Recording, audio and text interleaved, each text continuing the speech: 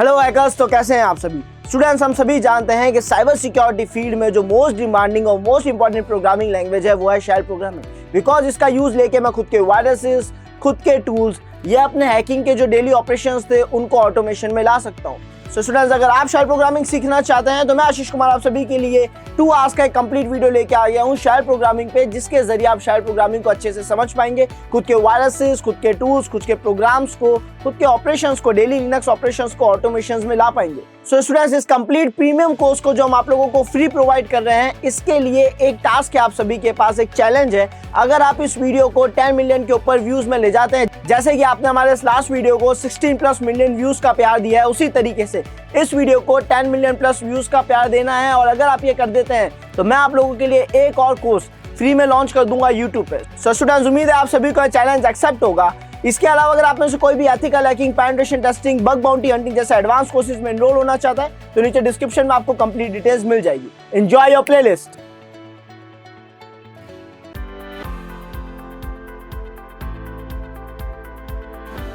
Hello hackers, तो कैसे हैं आप सभी। Ashish Kumar once again welcome you all to WS tube tech. And आज के इस वीडियो में मैं आप सभी के लिए लेके आ गया हूं introduction to shell scripting. Basically इस वीडियो का मतलब है कि हम शेल स्क्रिप्टिंग के बारे में बेसिक इंट्रोडक्शन समझेंगे, ताकि आगे जो हम complete shell scripting, shell programming की प्लेलिस्ट लेके आ गए हैं उसको अच्छे से समझ सके, जिसकी वजह से हमारे काफी हेल्प होने वाली है। तो वो सारी चीजें हम इस वीडियो में देखेंगे कि क्यों शेल स्क्रिप्टिंग जरूरी है। तो बिना देरी करते हुए स्टार्ट करते हैं। सो यहाँ पे स्टूडेंट्स हम देखने वाले हैं कि what is shell scripting, shell scripting क्या होती है, use of shell scripting, shell scripting का यूज क्या आने वाला है हमारे, एंड साथ ही साथ बैश वर्सेस शेल स्क्रिप्टिंग, दोनों इनमें डिफरेंस क्या है, बैश और एसएच में असल में डिफरेंस क्या है, ये सारी चीजें आज हम सीखने वाले हैं।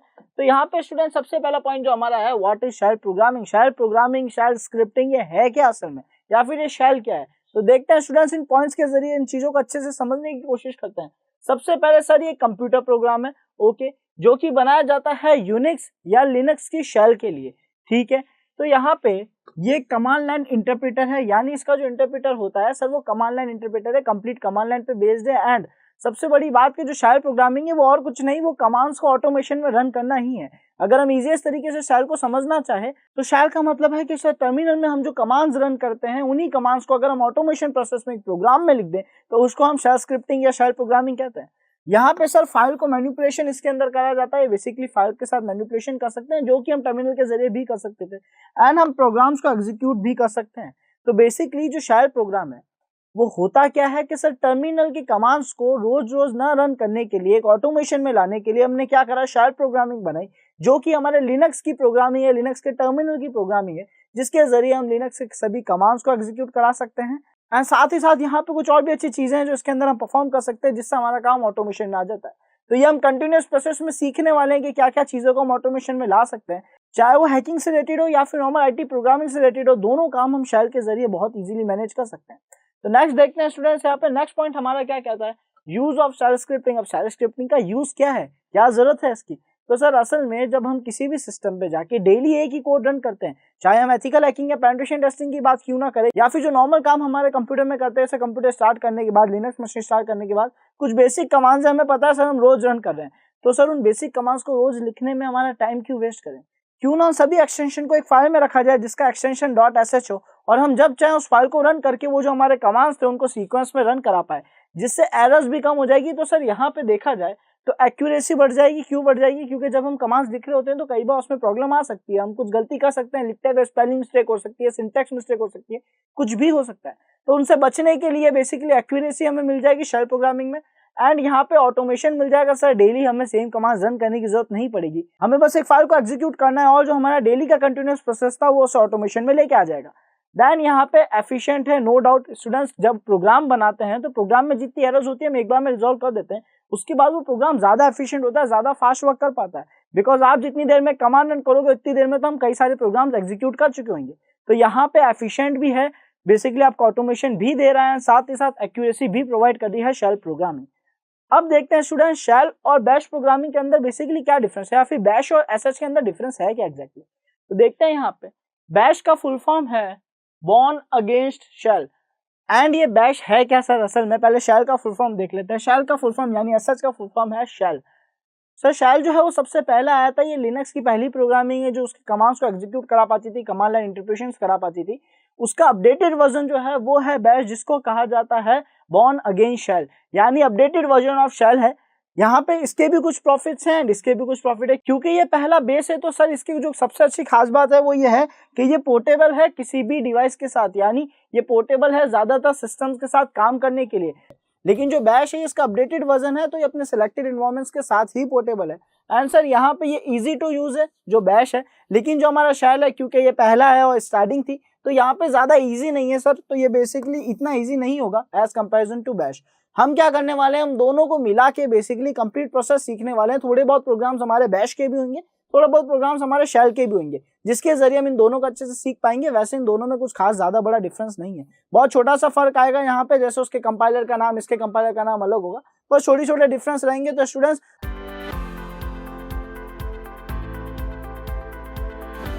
मैं आप सभी के लिए लेके आ गया हूँ introduction to files and permission. Basically जब हम बैश प्रोग्रामिंग या शेल प्रोग्रामिंग स्टार्ट करने वाले हैं, तो वहां पे जो सबसे ज्यादा यूज होने वाला है वो फाइल्स का होने वाला है। और लिनक्स में फाइल का सेटअप क्या काम करता है, कैसे काम करता है, क्या वहां पे परमिशंस का रोल होता है, वो हमें समझना बहुत जरूरी है, ताकि फ्यूचर में हम हमारे प्रोग्राम्स को अच्छे से एग्जीक्यूट कर पाए और यूज कर पाए।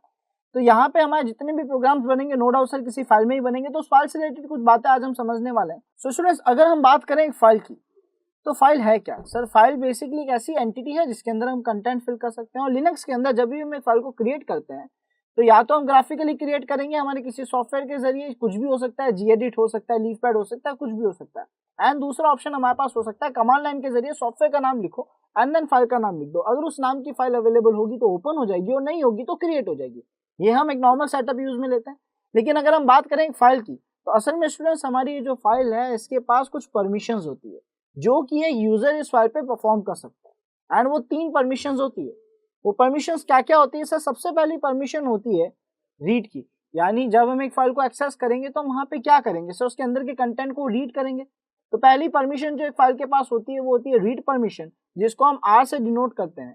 देन दूसरी परमिशन कहलाती है सर राइट की, यानी उसके अंदर कुछ मॉडिफिकेशंस करेंगे, कोई डेटा ऐड करेंगे, कुछ भी चेंजेस करते हैं, तो हम राइट कर रहे हैं, फाइल में कुछ चेंज कर रहे हैं, फाइल के अंदर कुछ लिख रहे हैं, तो वहां पे राइट की परमिशन यूज में आती है। एंड देन जो हमारी थर्ड परमिशन है जो हमारे लिए बहुत ज्यादा यूजफुल है, वो होती है सर फाइल को एग्जीक्यूट यानी रन करने की परमिशन। बिकॉज अगर हमारी फाइल में हमने नॉर्मल टेक्स्ट ना लिख के कोई कोड लिखा है, कोई कमांड लिखा है, कोई प्रोग्राम लिखा है, तो उस प्रोग्राम को रन करने के लिए उस फाइल के पास एग्जीक्यूटेबल परमिशन जरूर होनी चाहिए। जैसे अगर हम बात करें विंडोज की, तो हम उसमें किसी भी फाइल पर क्लिक करते हैं, चाहे वो exe फाइल ही क्यों ना हो, तो जब हम उस पर क्लिक करते हैं तो वो एग्जीक्यूट होती है, हमसे परमिशन मांगी जाती है, क्या हम इसे रन करना चाहते हैं कि नहीं करना चाहते, एडमिनिस्ट्रेशन परमिशन जो मांगी जाती है बेसिकली। तो वैसे ही यहाँ पे हमारी इस फाइल के पास भी 3 तरीके की परमिशन होती है, read, right and execute. By default जब भी हम एक फाइल को बनाते हैं तो उसके पास केवल 2 ही परमिशन रहती है, जो कि है रीड और राइट। एग्जीक्यूटेबल परमिशन नहीं होती लिनक्स के अंदर। जब भी हम एक फाइल को बनाते हैं बाय डिफॉल्ट उसके पास केवल 2 परमिशन रहेगी, या उनसे कम हो सकती है, पर एग्जीक्यूटेबल परमिशन बाय डिफॉल्ट नहीं मिलती इनको। तो सर ये जो परमिशंस हैं ये किस तरीके से हम एक फाइल को अलॉट कर सकते हैं, उससे ले सकते हैं, उस प्रोसेस को अब हम देखने वाले हैं। और उम्मीद है आपको कंफर्म हो गया होगा कि फाइल के पास कौन कौन सी 3 परमिशंस होती है, उनका रोल क्या है, एंड वो अब हमारे क्या काम आएंगे और क्यों जरूरी है, वो हम प्रैक्टिकली करके देख लेते हैं। सो स्टूडेंट्स यहाँ पे हमारी लिनक्स मशीन ऑन हो गई है। फिलहाल मैंने काली लिनक्स को ओपन करा, आप कोई भी लिनक्स मशीन यूज ले सकते हैं, उससे फर्क नहीं पड़ेगा। हमें यहाँ पे हमारे टर्मिनल को स्टार्ट करना है, बिकॉज सर हम सारा काम कमांड लाइन के जरिए ही करने वाले हैं, ताकि उसको भी अच्छे से सीख सके। बिकॉज शेल प्रोग्रामिंग इन्हीं टर्मिनल के कमांड्स को ऑटोमेशन में लाने का प्रोसेस है। तो यहाँ पे सर हम क्या करेंगे, सबसे पहले मैं रूट परमिशन दे रहा हूँ sudo su, and I think Linux basic commands आप सभी ने देखे होंगे, तो आप सबको पता होगा sudo su का मतलब है रूट परमिशन यानी एडमिन की ताकत देना। तो यहाँ पे क्योंकि अब हम रूट यूजर बन चुके हैं, हमें क्या करना है, एक फाइल क्रिएट करनी है। तो फाइल का नाम यहाँ हम लिखेंगे sh test यानी शेल टेस्ट डॉट sh, जिसका एक्सटेंशन भी हमने sh ही रखा है। यहाँ पे जैसे हम एंटर प्रेस करते हैं तो सर अगर इस नाम की ऑलरेडी एक फाइल बनी हुई होती तो ओपन हो जाती है, और अगर नहीं बनी हुई है तो क्रिएट हो जाएगी। तो आप देख सकते हैं यहाँ पे खाली फाइल क्रिएट हो गई है। सर इसके अंदर हम कुछ कंटेंट लिखते हैं एंड देन समझते हैं कि वो जो रीड, राइट, एग्जीक्यूट परमिशंस थी उनकी क्या इंपॉर्टेंस है यहाँ पे। तो हमने नॉर्मली पहली लाइन में लिखा हाय, ओके, सो हमने यहाँ पे लिखा hi how are you, and I think इतना ही कंटेंट हमने पहली लाइन में लिखा। और दूसरी लाइन में हमने क्या करा सर, नॉर्मल टेक्स्ट न लिख के कोशिश करी कि हम छोटा सा कोई कमांड या छोटा सा कुछ प्रोग्राम का कोड लिख सके। सो मैंने यहाँ पे कमांड लिखा है एको, एंड देन इस एको के अंदर मैं क्या करूंगा सर, एक छोटा सा वर्ड लिख दूंगा जिसकी वजह से मैं इसके अंदर जो भी लिखा है एग्जैक्टली उसको क्या करता है सर, एको एक कमांड है जो उसके अंदर लिखे हुए डेटा को, कंटेंट को प्रिंट कर देता है। तो यहाँ पे हमने इसके अंदर लिख दिया आई एम फाइन। बस हमने यहाँ पे इतना ही कंटेंट लिखा है सर, एक फाइल बनाई है, उस फाइल के अंदर हमने पहली लाइन बिल्कुल नॉर्मल टेक्स्ट लिखा है, दूसरी लाइन में हमने कमांड लिखने की कोशिश करी है एंड हम इसको सेव कर देते हैं। एंड सेव करने से पहले ध्यान रखिएगा कि आपने एको के बीच में एक स्पेस जरूर दे दिया हो ताकि वो सही से एग्जीक्यूट हो पाए, रन हो पाए। आई थिंक यहाँ पे सब कुछ परफेक्ट है। कंट्रोल एस करके इस फाइल को हम क्लोज करेंगे एंड यहाँ पे क्लियर स्क्रीन कर देते हैं ताकि डिस्प्ले थोड़ी साफ आप सभी को विजिबल भी हो। तो सर अब अगर हम ls लिखें तो इससे क्या होगा, जितनी भी इस सेम जगह पे, इस लोकेशन पे जितनी भी फाइल्स और फोल्डर्स अवेलेबल हैं वो सब हमें शो होने लग जाएगी। तो हमने ls लिख के एंटर प्रेस करा, तो जैसे ही एंटर प्रेस करा हमने जो फाइल का नाम रखा था sh test, तो उस फाइल को हम ढूंढेंगे यहाँ पे। तो आप देख सकते हैं यहाँ पे sh-test.sh नाम की फाइल है, लेकिन हमें नहीं दिख रहा है यहाँ पे कि इस फाइल के पास क्या परमिशंस है क्या नहीं है, इसका करंट स्टेटस क्या हमें नहीं पता। तो सर उसके लिए हमें कमांड यूज लेंगे जो कि है ls-l, जिसका मतलब है लिस्ट ऑल डायरेक्टरीज। ls का मतलब तो यही है कि सभी फाइल्स और फोल्डर्स एक डायरेक्टरी में जो पड़े हैं ये हमें वो दिखा देता है। लेकिन इसके बाद -l का मतलब है कि डिटेल्ड में आउटपुट दिखाया जाए, यानी हर फाइल से रिलेटेड थोड़ा डिटेल में आउटपुट दिखाए। तो जैसे ही हमें लिख के एंटर प्रेस करें आप देख सकते हैं अब हमारे पास पहले से ज्यादा डिटेल में आउटपुट आ रहा है। हम स्क्रॉल अप करेंगे और वापस हमारी उसी फाइल पर जाएंगे जिसका नाम था sh-test.sh। और अगर इस फाइल की स्टार्टिंग देखो यहाँ पे क्या क्या डिटेल शो हो रही है सर, फाइल का जो लास्ट मॉडिफिकेशन टाइम है, डेट है, वो हमें यहाँ पे शो हो रहा है। उसके यूजर के बारे में बता रहा है किस यूजर ने इसको क्रिएट करा है एंड यहाँ पे उससे रिलेटेड परमिशन शो कर रहा है। एंड इन परमिशंस में अगर मैं ध्यान से देखूं तो केवल R और W लिखा हुआ दिख रहा है, जिसका मतलब रीड और राइट की परमिशन ही है हमारे पास। इस फाइल पे एक्टिविटीज करने की हमारे पास केवल दो परमिशन है सर, या तो हम रीड कर सकते हैं या हम उसको राइट कर सकते हैं, उसमें कुछ चेंजेस कर सकते हैं, लेकिन हम इसे एग्जीक्यूट नहीं कर सकते। इसका मतलब ये है कि सर अगर मैं यहाँ पे लिखूं /sh-test.sh, जिसका मतलब है // का मतलब है सर किसी भी फाइल को एग्जीक्यूट करने का कमांड, या तो बैश लिख सकता था या .sh लिख सकता था, या फिर जिस प्रोग्रामिंग लैंग्वेज में फाइल बनी थी उसके कंपाइलर इंटरप्रेटर का नाम लिख सकता था। सर यहाँ पे हमने जैसे ही // और फाइल का नाम लिखा है, इसका मतलब उसको एग्जीक्यूट करना चाह रहे हो। और अब अगर मैं एंटर प्रेस करता हूँ रूट यूजर में होने के बाद भी, तो मैं क्या देख पा रहा हूँ कि सर यहाँ पे एक एरर आया जिसमें बोल रहा है परमिशन डिनाइड। अब एक रूट यूजर के पास कौन सी परमिशन नहीं होगी भला?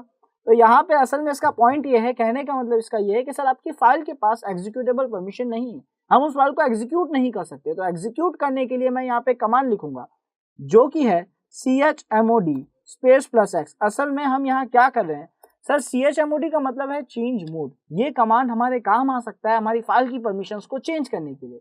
हम चाहें तो हमारी फाइल से रीड, राइट और एग्जीक्यूट तीनों परमिशन ले भी सकते हैं, और चाहे तो उन्हें तीनों परमिशन दे भी सकते हैं, या किसी पर्टिकुलर परमिशन के साथ भी हम एक्टिविटी कर सकते हैं। तो फिलहाल हम क्या चाहते हैं कि सर हमारे फाइल के पास रीड परमिशन है, राइट परमिशन है, लेकिन एग्जीक्यूटेबल परमिशन नहीं है। तो अगर हमें इस फाइल को एक परमिशन देनी है तो हम वहाँ पे प्लस सिंबल का यूज देंगे एंड देन एक्स लिखेंगे, जो परमिशन हमें देनी है उसका सिंबल लिख देंगे, एक्स मतलब एग्जीक्यूटेबल परमिशन हो गया, एंड देन उस फाइल का नाम लिख देंगे जो कि है sh-test। सो यहाँ पे हमने लिख दिया chmod +x sh-test, और जैसे ही मैं एंटर प्रेस कर रहा हूँ और मैं ls टाइप करूँ, -l लिखूं, एंटर प्रेस करूं, तो मैं यहाँ पे टॉप में आके देख सकता हूँ कि सर जो हमारी फाइल थी sh-test.sh उसके पास रीड, राइट और एग्जीक्यूट की परमिशन आ चुकी है। तो स्टूडेंट्स यहाँ पे हमारी फाइल के पास एग्जीक्यूटेबल परमिशन आ चुकी है, लेकिन सर अगर हम कोई परमिशन लेना चाहें किसी फाइल से तो कैसे लेंगे, उसको देखने से पहले इस फाइल को एक बार एग्जीक्यूट कर लेते हैं। तो सर हम यहाँ पे फिर से लिखेंगे // और एंटर प्रेस करूंगा, तो अब आप यहाँ देख सकते हो कि पहली लाइन में ये मेरे को बोल रहा है, फर्स्ट लाइन के अंदर हाई नॉट फाउंड, यानी इसको ये लग रहा है कि हाई मैंने कोई कमांड लिखने की कोशिश करी है, मुझे बता रहा है सर इस नाम को कोई कमांड नहीं हो रहा है। ऐसा इस वजह से हो रहा है बिकॉज मैंने इस फाइल को रन करा है, एग्जीक्यूट करा है, जो कि तब करा जाता है जब फाइल के अंदर सब कुछ प्रोग्रामिंग लैंग्वेज के हिसाब से लिखा हुआ। तो यहाँ पे जो सेकंड लाइन में हमने एको एंड देन उसके अंदर लिखा था आई एम फाइन, तो वो यहाँ पे प्रिंट हो रहा है, आप देख सकते हैं। और अगर आप फाइल के अंदर का रियल कंटेंट देखना चाहते हैं ये फाइल में क्या लिखा था, तो आप कैट करके कंफर्म भी कर सकते हैं। कैट की वजह से बेसिकली फाइल के अंदर जो भी कंटेंट लिखा होता है वो प्रिंट आ जाता है। कैट की हेल्प से असल में हम फाइल के अंदर क्या क्या कंटेंट लिखा हुआ है ये बाहर प्रिंट करा के देख सकते हैं। तो यहाँ पे हमने लिखा cat sh-test and enter press करा, तो आप देख सकते हैं यहाँ पे ये दो लाइन लिखी हुई थी, जिसमें पहले वर्ड को रीड करते हैं हमारी फाइल ने बताया कि सर ये तो कोई कमांड नहीं है तो ये रन नहीं होगा, एंड सेकंड कमांड को रन कर दिया जिसमें आई एम फाइन लिखा था, वो हमारे सामने प्रिंट हो चुका है। तो यहाँ पे स्टूडेंट्स हमारी एग्जीक्यूटेबल फाइल का काम बिल्कुल अच्छे से परफॉर्म हुआ। इसको सीखने की इंपॉर्टेंस ये थी कि सर जब हम फ्यूचर में शायद प्रोग्राम्स बनाएंगे तो हमें पता होना चाहिए उनको रन कैसे करना है। अगर हमारी फाइल के पास एग्जीक्यूटेबल परमिशन हुई नहीं और हमने वहाँ पे शायद प्रोग्राम लिख रखा है तो वो एग्जीक्यूट नहीं होगा। एक और चीज यहाँ पे हमें ध्यान रखनी है वो ये है कि सर अगर कोई परमिशन लेना चाहे हम किसी फाइल से तो कैसे ले सकते हैं सिक्योरिटी पर्सपेक्टिव से। तो उसके लिए हम यहाँ पे लिखेंगे chmod -rwx, basically read write execute. मैं चाहूँ तो तीनों की परमिशन एक साथ ले सकता हूँ। मैं जो परमिशन लेना चाहता हूँ मैं उनके इनिशियल्स जो है, उनके जो मेन सिंबल्स है जो उनको डिफाइन कर रहे हैं वो यहाँ पे लिख दूंगा और एंटर प्रेस करूंगा। उसके बाद अगर मैं ls-l लिख के एंटर प्रेस करता हूँ तो मैं यहाँ देख सकता हूँ कि सर हमारी जो फाइल थी उसके पास से सभी परमिशन जो है वो जा चुकी है। तो आप यहाँ पे देख सकते हैं SS टेस्ट के पास अब कोई भी परमिशन नहीं बची है।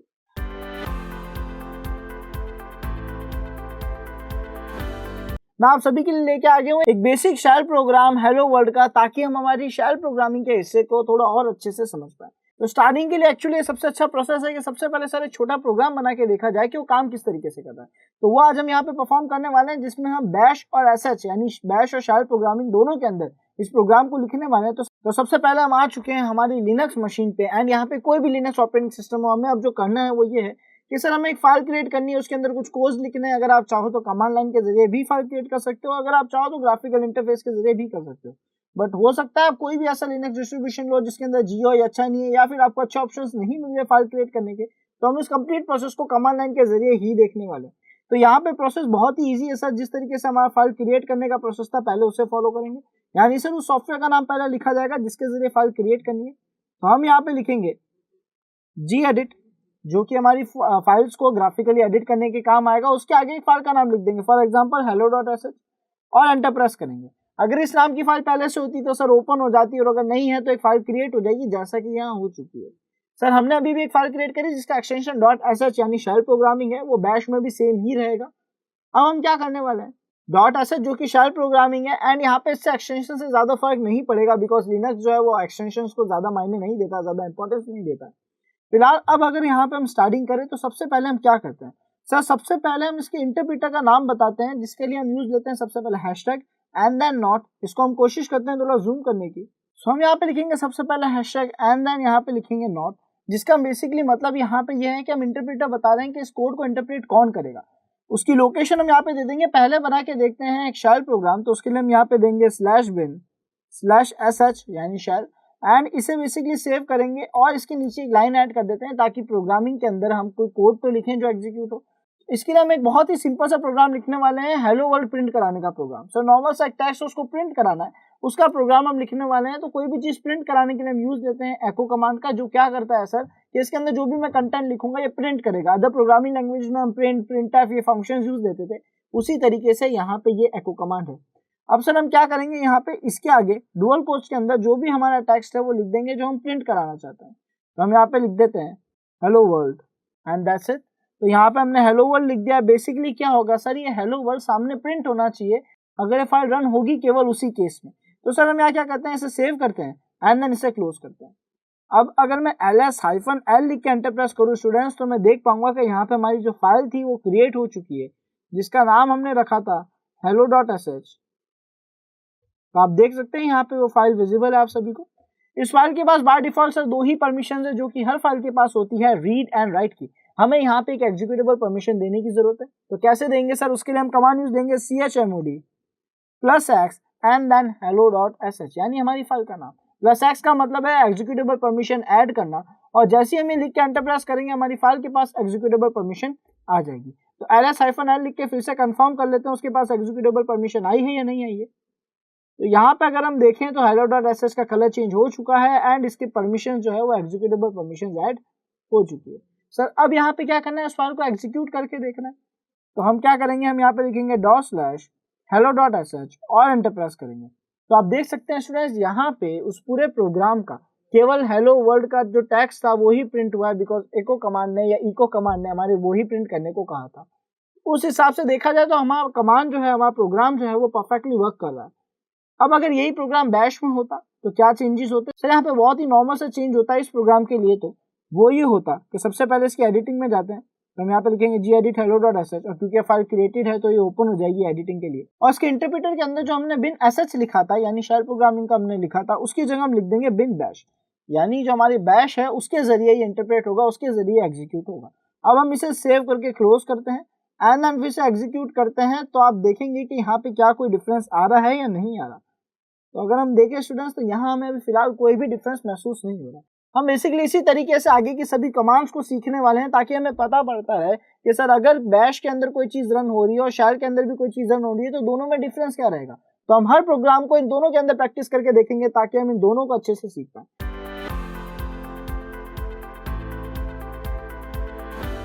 आज के इस वीडियो में स्टूडेंट्स मैं आप सभी के लिए लेके आ गया हूँ वेरिएबल्स इन शेल या बैश प्रोग्रामिंग के अंदर या स्क्रिप्टिंग के अंदर। बेसिकली वेरिएबल्स क्या हैं, कितने तरीके के वेरिएबल्स यहाँ पे यूज होते हैं, ये सारी बातें आज हम समझने वाले हैं। तो बिना देरी करते हुए स्टार्ट करते हैं स्टूडेंट्स।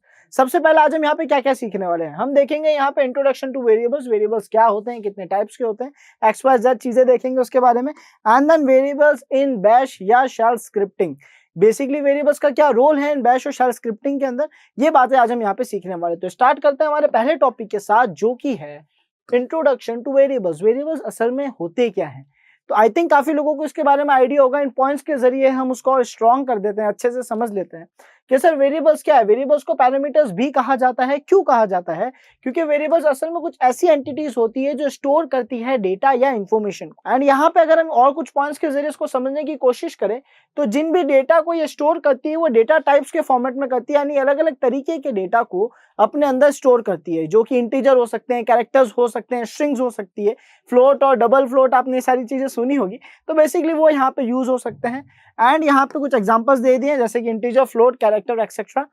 उसके अलावा वेरिएबल दिखते कैसे हैं सर, कुछ ऐसे दिखते हैं। होता क्या है सर, वेरिएबल एक नेम है, एक एंटिटी है। बेसिकली नेम भी नहीं कहेंगे हम, एक एंटिटी कहेंगे, एक ऐसी एंटिटी जो किसी ना किसी वैल्यू को, किसी डेटा को, किसी इंफॉर्मेशन को अपने अंदर सेव करा रही है। फॉर एग्जांपल यहाँ पे नेम इक्वल्स टू आशीष लिखा है। अब अगर मैं नेम के अंदर की वैल्यू देखना चाहूँ कि नेम के अंदर क्या स्टोर हुआ है, तो सर नेम के अंदर आशीष नाम की वैल्यू जो है वो सेव हुई है। तो पैरामीटर और वेरिएबल एक ऐसी एंटिटी है जिसके अंदर कोई ना कोई वैल्यू, डेटा या इंफॉर्मेशन स्टोर होती है, जो प्रोग्रामिंग में बहुत ही इंपॉर्टेंट रोल प्ले करते हैं। कोई भी प्रोग्रामिंग लैंग्वेज और स्टूडेंट्स वेरिएबल सबसे ज्यादा इंपॉर्टेंट हिस्सा है। तो यहाँ पे वेरिएबल्स के बारे में तो हम समझ गए। अब यही पार्ट हम देखते हैं हमारे सेकंड पॉइंट के जरिए कि वेरिएबल्स का बैश या शेल प्रोग्रामिंग में क्या रोल है। तो यहाँ पे अगर हम देखें वेरिएबल्स इन बैश या शेल स्क्रिप्टिंग के अंदर, सबसे पहली चीज यहाँ लिखा हुआ है अनटाइप्ड वेरिएबल्स। इसका मतलब क्या है सर, जैसे डेटा टाइप था, हर एक वेरिएबल का एक टाइप होता था, वैसे ही बैश के अंदर बाय डिफॉल्ट किसी भी वेरिएबल का कोई टाइप डिक्लेयर नहीं होता है। हम नहीं बताते कि जो डेटा है वो इंटीजर है या क्या है। उस पैरामीटर, उस वेरिएबल के अंदर जो हम वैल्यू डालते हैं उसके बिहाफ पे ऑटोमेटिकली उसका डेटा टाइप सेट हो जाता है। अगर मैंने नंबर्स डाले हैं तो वो इंटीजर कहलाएगा, और अगर मैंने कोई वर्ड या कोई अल्फाबेट लिखा है तो वो कैरेक्टर कहलाएगा या स्ट्रिंग कहलाएगा। तो ऑटोमेटिकली बेसिकली यहाँ पे वेरिएबल्स डिक्लेयर हो जाते हैं, हमें डिक्लेयर करने की जरूरत नहीं पड़ती। इसलिए यहाँ पे कहा जाता है कि अनटाइप वेरिएबल्स होते हैं बैश स्क्रिप्टिंग के अंदर। स्टूडेंट्स यहाँ पे वेरिएबल्स जो है वो दो तरीके के होते हैं। हमारी बैश स्क्रिप्टिंग के अंदर ही वेरिएबल्स दो तरीके से यूज लिए जाते हैं। पहला है सिस्टम डिफाइंड वेरिएबल्स, ये क्या है, इनके अंदर क्या होता है अभी हम समझेंगे। और दूसरा है user defined variables. User defined variables क्या होता है वो भी समझेंगे, लेकिन अगर इनके नाम को भी हम देखें तो हमें काफी हद तक क्लियर हो रहा है कि कुछ ऐसे वेरिएबल जो सिस्टम ने ही पहले से डिफाइन कर दिए और कुछ ऐसे वेरिएबल जो यूजर डिफाइन करता है। तो इनको हम कहते हैं बैश के अंदर यूज होने वाले वेरिएबल्स, जिसमें दो वेरिएबल्स हमें दिख रहे हैं, सिस्टम डिफाइंड और यूजर डिफाइंड। इन दोनों के बारे में डिटेल में समझते हैं स्टूडेंट्स। सबसे पहले देखते हैं कि सिस्टम डिफाइंड वेरिएबल्स क्या होते हैं। तो यहाँ पे सिस्टम डिफाइंड वेरिएबल्स में अगर मैं इन पॉइंट्स पर नजर डालूं तो यहाँ मेरे को क्या पता पड़ रहा है।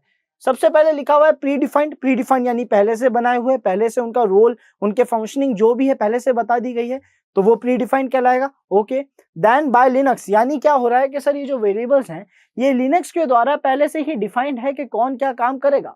आगे के पॉइंट को देखते हैं। इसके अंदर ज्यादातर जो लेटर्स हैं, ज्यादातर जो वेरिएबल्स के नाम है वो अपर केस में होते हैं। इसका मतलब हम जितने भी वेरिएबल्स डिक्लेयर कर रहे हैं, जितने भी वेरिएबल्स का नाम रखे हैं, सब वो सारे वेरिएबल्स ज्यादातर अपर केस में होंगे और वो वेल डिफाइंड यानी पहले से ही प्री डिफाइंड वेरिएबल्स होंगे जो कि हमारे लिनक्स ने बनाए हैं अपने सिस्टम के लिए। यहाँ पे कुछ एग्जांपल्स हैं जैसे set, env and print env। ये जो तीन कमांड्स हैं हमारे पास, ये कमांड्स हमारे काम आते हैं हमारे सिस्टम के जो इंटरनल वेरिएबल्स हैं उनको देखने के लिए, और वो क्या काम करते हैं ये भी हमें डिफाइन कर सकते हैं। तो अगर आप अपने टर्मिनल में जाके set, env या print env कमांड को यूज लेते हैं तो आप देख पाओगे आपको वहां पे लिस्ट ऑफ वेरिएबल्स शो हो जाएगी, वो भी सिस्टम डिफाइंड वेरिएबल्स। तो उम्मीद है स्टूडेंट्स ये पार्ट आपको समझ आया होगा। इस पार्ट को हम प्रैक्टिकली भी करके देखेंगे, वो नेक्स्ट वीडियो में देखेंगे। उम्मीद है ये पार्ट आपको समझ आ गया होगा। नेक्स्ट देखते हैं यहाँ पे, नेक्स्ट है यूजर डिफाइंड वेरिएबल्स। अभी काफी हद तक क्लियर होगा I think. User defined variables क्या होंगे सर, देखते हैं यहाँ पे। क्रिएटेड बाय यूजर, जो कि यूजर्स बनाते हैं। ओके, लोअर केसेस में यूज करे जाते हैं। ज्यादातर जो यूजर क्रिएटेड वेरिएबल्स हैं वो कैसे होंगे, लोअर केस में होंगे। लेकिन अगर हम बात करें सिस्टम डिफाइंड वेरिएबल्स की, तो सर वहां पे ज्यादातर वेरिएबल्स अपर केस में ही होते थे। तो यहाँ पे बाय डिफॉल्ट तो लोअर केस में रखना ज्यादा सही रहेगा, लेकिन अगर हम चाहें तो हम इसे अपर केस में भी रख सकते हैं, उसको भी सपोर्ट करेगा। बस एक ही बात का ध्यान रखना है कि उस नाम का कोई सिस्टम डिफाइंड वेरिएबल ना हो। देन यहाँ पे देखते हैं सर, ये कुछ ऐसा दिखता है, जैसे नेम इक्वल्स टू पीटर लिखा है, तो एक यूजर डिफाइंड वेरिएबल है। इसमें कंफर्म नहीं है कि नेम के अंदर यही वैल्यू आनी चाहिए थी, कुछ भी यहाँ पे स्टोर हो सकता था। तो बेसिकली यूजर डिफाइंड वेरिएबल है, इसमें हम कोई भी डेटा ऐड कर सकते हैं। इसका कोई पर्टिकुलर फंक्शन है, इसका कुछ पर्टिकुलर काम नहीं है, जैसे हमारे सिस्टम डिफाइंड वेरिएबल्स का होता है। यहाँ पे फाइनली एक और चीज हमें समझने की जरूरत है कि अगर किसी भी वेरिएबल के आगे हम इस डॉलर सिंबल का यूज लेते हैं, तो ये उसके अंदर की वैल्यूज प्रिंट कराने के काम आएगा, उसके अंदर की वैल्यूज को रीड करने के काम आता है। ये हमारे काफी ज्यादा यूज आने वाला है स्टूडेंट शेल प्रोग्रामिंग के अंदर। सो बेसिकली ये काफी काम की चीज है। ये जो डॉलर का सिंबल है, किसी भी वेरिएबल के आगे अगर मैं लिखता हूं, तो उसके अंदर की वैल्यूज हम रीड कर पाते हैं, उसके अंदर की वैल्यूज देख पाते हैं। उम्मीद है स्टूडेंट्स आज का जो वीडियो था ये आप सभी को पसंद आया होगा, जहां पे हमने वेरिएबल्स और उसका रोल बैश प्रोग्रामिंग के अंदर क्या है वो समझा। एंड नेक्स्ट वीडियो में इसके आगे हम इनका प्रैक्टिकल पार्ट देखने वाले हैं, जिसमें हम सिस्टम डिफाइंड वेरिएबल्स को प्रैक्टिकल करके देखेंगे, और उसके बाद में हम यूजर डिफाइंड वेरिएबल्स का भी एक प्रैक्टिकल करके देखेंगे, प्रोग्राम शेल प्रोग्राम बना के देखेंगे।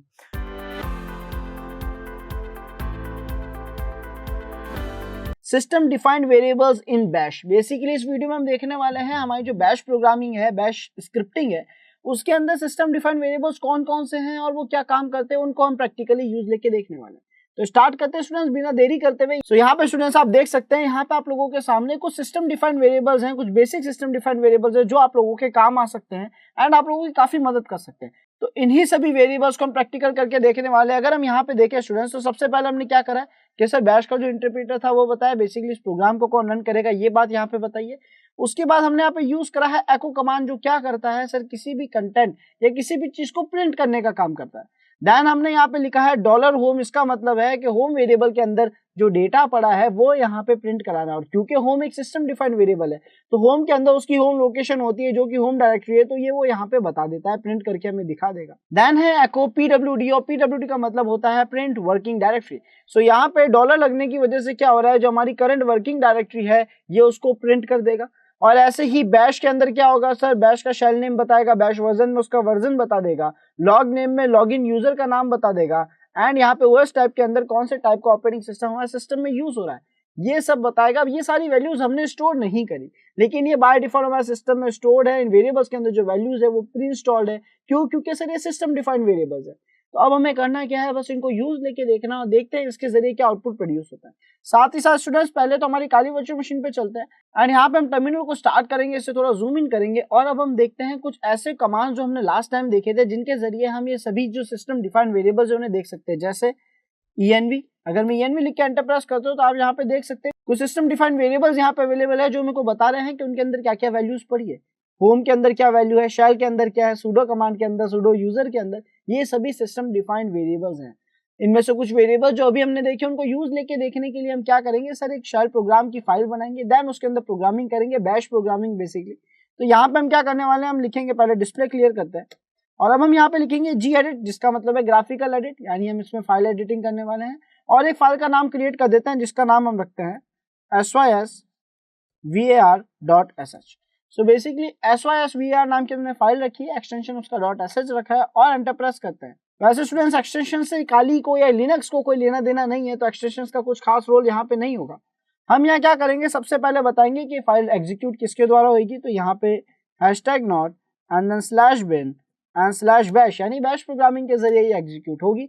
उसके बाद अब हमें यहाँ पे हमारे कुछ कमांड्स लिख के देखने हैं और देखना है वो कैसे काम करते हैं। तो सबसे पहले हम यहाँ पे लिखते हैं एको एंड उसके बाद हम यहाँ पे लिखते हैं $home। एंड यहाँ पे जब भी आप इस पार्ट को लिखे तो ध्यान रखना है कि जो होम डायरेक्टरी आपने लिखा है, वो जो होम वेरिएबल आपने लिखा है वो कंप्लीट अपर केस में हो। बिकॉज हमने देखा था कि जितने भी सिस्टम डिफाइंड वेरिएबल्स होते हैं उनमें एक यूनिक पॉइंट और होता है कि वो सारे अपर केस के अंदर ही होते हैं। तो यहाँ पे हमने एको होम लिखा, एक दो कमांड्स और लिख देते हैं, जैसे कि हम यहाँ पे लिखते हैं एको pwd echo bash. And students एक और चीज का हम यहाँ पे ध्यान रखना है, जो यहाँ पे मिस्टेक हुई है, आप सब लोग देख पा रहे होंगे कि pwd जो है वो सब कुछ कैपिटल में होना चाहिए था, तो हमने pwd और जो बैश था उसको फिर से कैपिटल में लिख दिया है।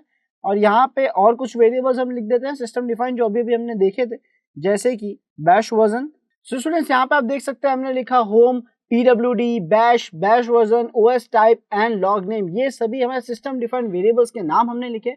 उनके आगे हमने डॉलर सिंबल का यूज लिया, इसका मतलब उनके अंदर की वैल्यूज जो है वो प्रिंट होगी और प्रिंट होगी वो एको कमांड की मदद से। तो अब अगर हम इस फाइल को एग्जीक्यूट करें तो देखते हैं बेसिकली इसका आउटपुट कैसा आएगा। सबसे पहले हम इस फाइल को सेव करेंगे एंड सेव करने के बाद से क्लोज करेंगे और ls-l लिख के कंफर्म करेंगे कि हमारी ये फाइल क्रिएट हुई है या नहीं हुई है, और अगर हुई है तो उसके पास परमिशंस क्या क्या है। तो यहाँ पे इसकी फॉर्मेटिंग सही करने के लिए हम इसे थोड़ा जूम आउट कर लेते हैं एंड देन एग्जीक्यूट करते हैं वापस। परफेक्ट।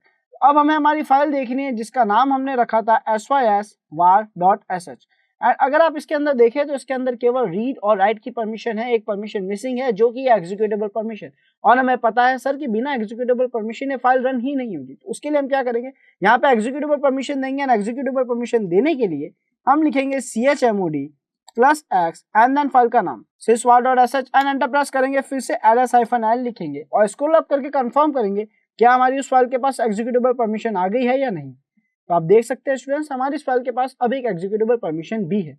हमें क्या करना है, उसको एग्जीक्यूट करना है और देखना है कि कैसा आउटपुट असल में जनरेट होकर आ रहा है, क्या सभी सिस्टम डिफाइंड वेरिएबल्स अपना काम सही से कर रहे हैं या नहीं कर रहे। तो उसके लिए हम यहाँ पे लिखेंगे $sysvar.sh एंड एंटर प्रेस करेंगे। तो आप देख सकते हैं हमारे जितने भी सिस्टम वेरिएबल्स उन्होंने अपना काम बिल्कुल सही करा है। इसने हमें होम लोकेशन बताई, हमारी करंट वर्किंग डायरेक्टरी बताई, हमारी बैश की लोकेशन, उसका वर्जन, देन हमारी बैश रिलेटेड एक और डिटेल, देन हमारा ओएस टाइप यहाँ पे बताया है और साथ ही साथ कौन सा यूजर अभी लॉगिन है, क्योंकि हम रूट परमिशन में इस चीज को रन कर रहे हैं और अभी हम रूट टर्मिनल में, तो ये भी बता रहा है कि आप रूट यूजर से फिलहाल लॉगिन है। तो स्टूडेंट्स उम्मीद है ये जो सिस्टम डिफाइंड वेरिएबल्स हमने टेस्ट करा आपको समझ आ गए होंगे। ऐसे ही कई और वेरिएबल्स भी है जो हमारे बैश प्रोग्रामिंग के अंदर है और फ्यूचर में हमारे काफी काम आ सकते हैं। फिलहाल वो बेसिक प्रोग्राम्स थे जो हमारे लिए ज्यादा रिक्वायर्ड थे। तो इन सभी कमांड्स को आप लोग भी प्रैक्टिस करके बताइएगा क्या ये आपके सिस्टम में भी सही से वर्क कर रहे हैं।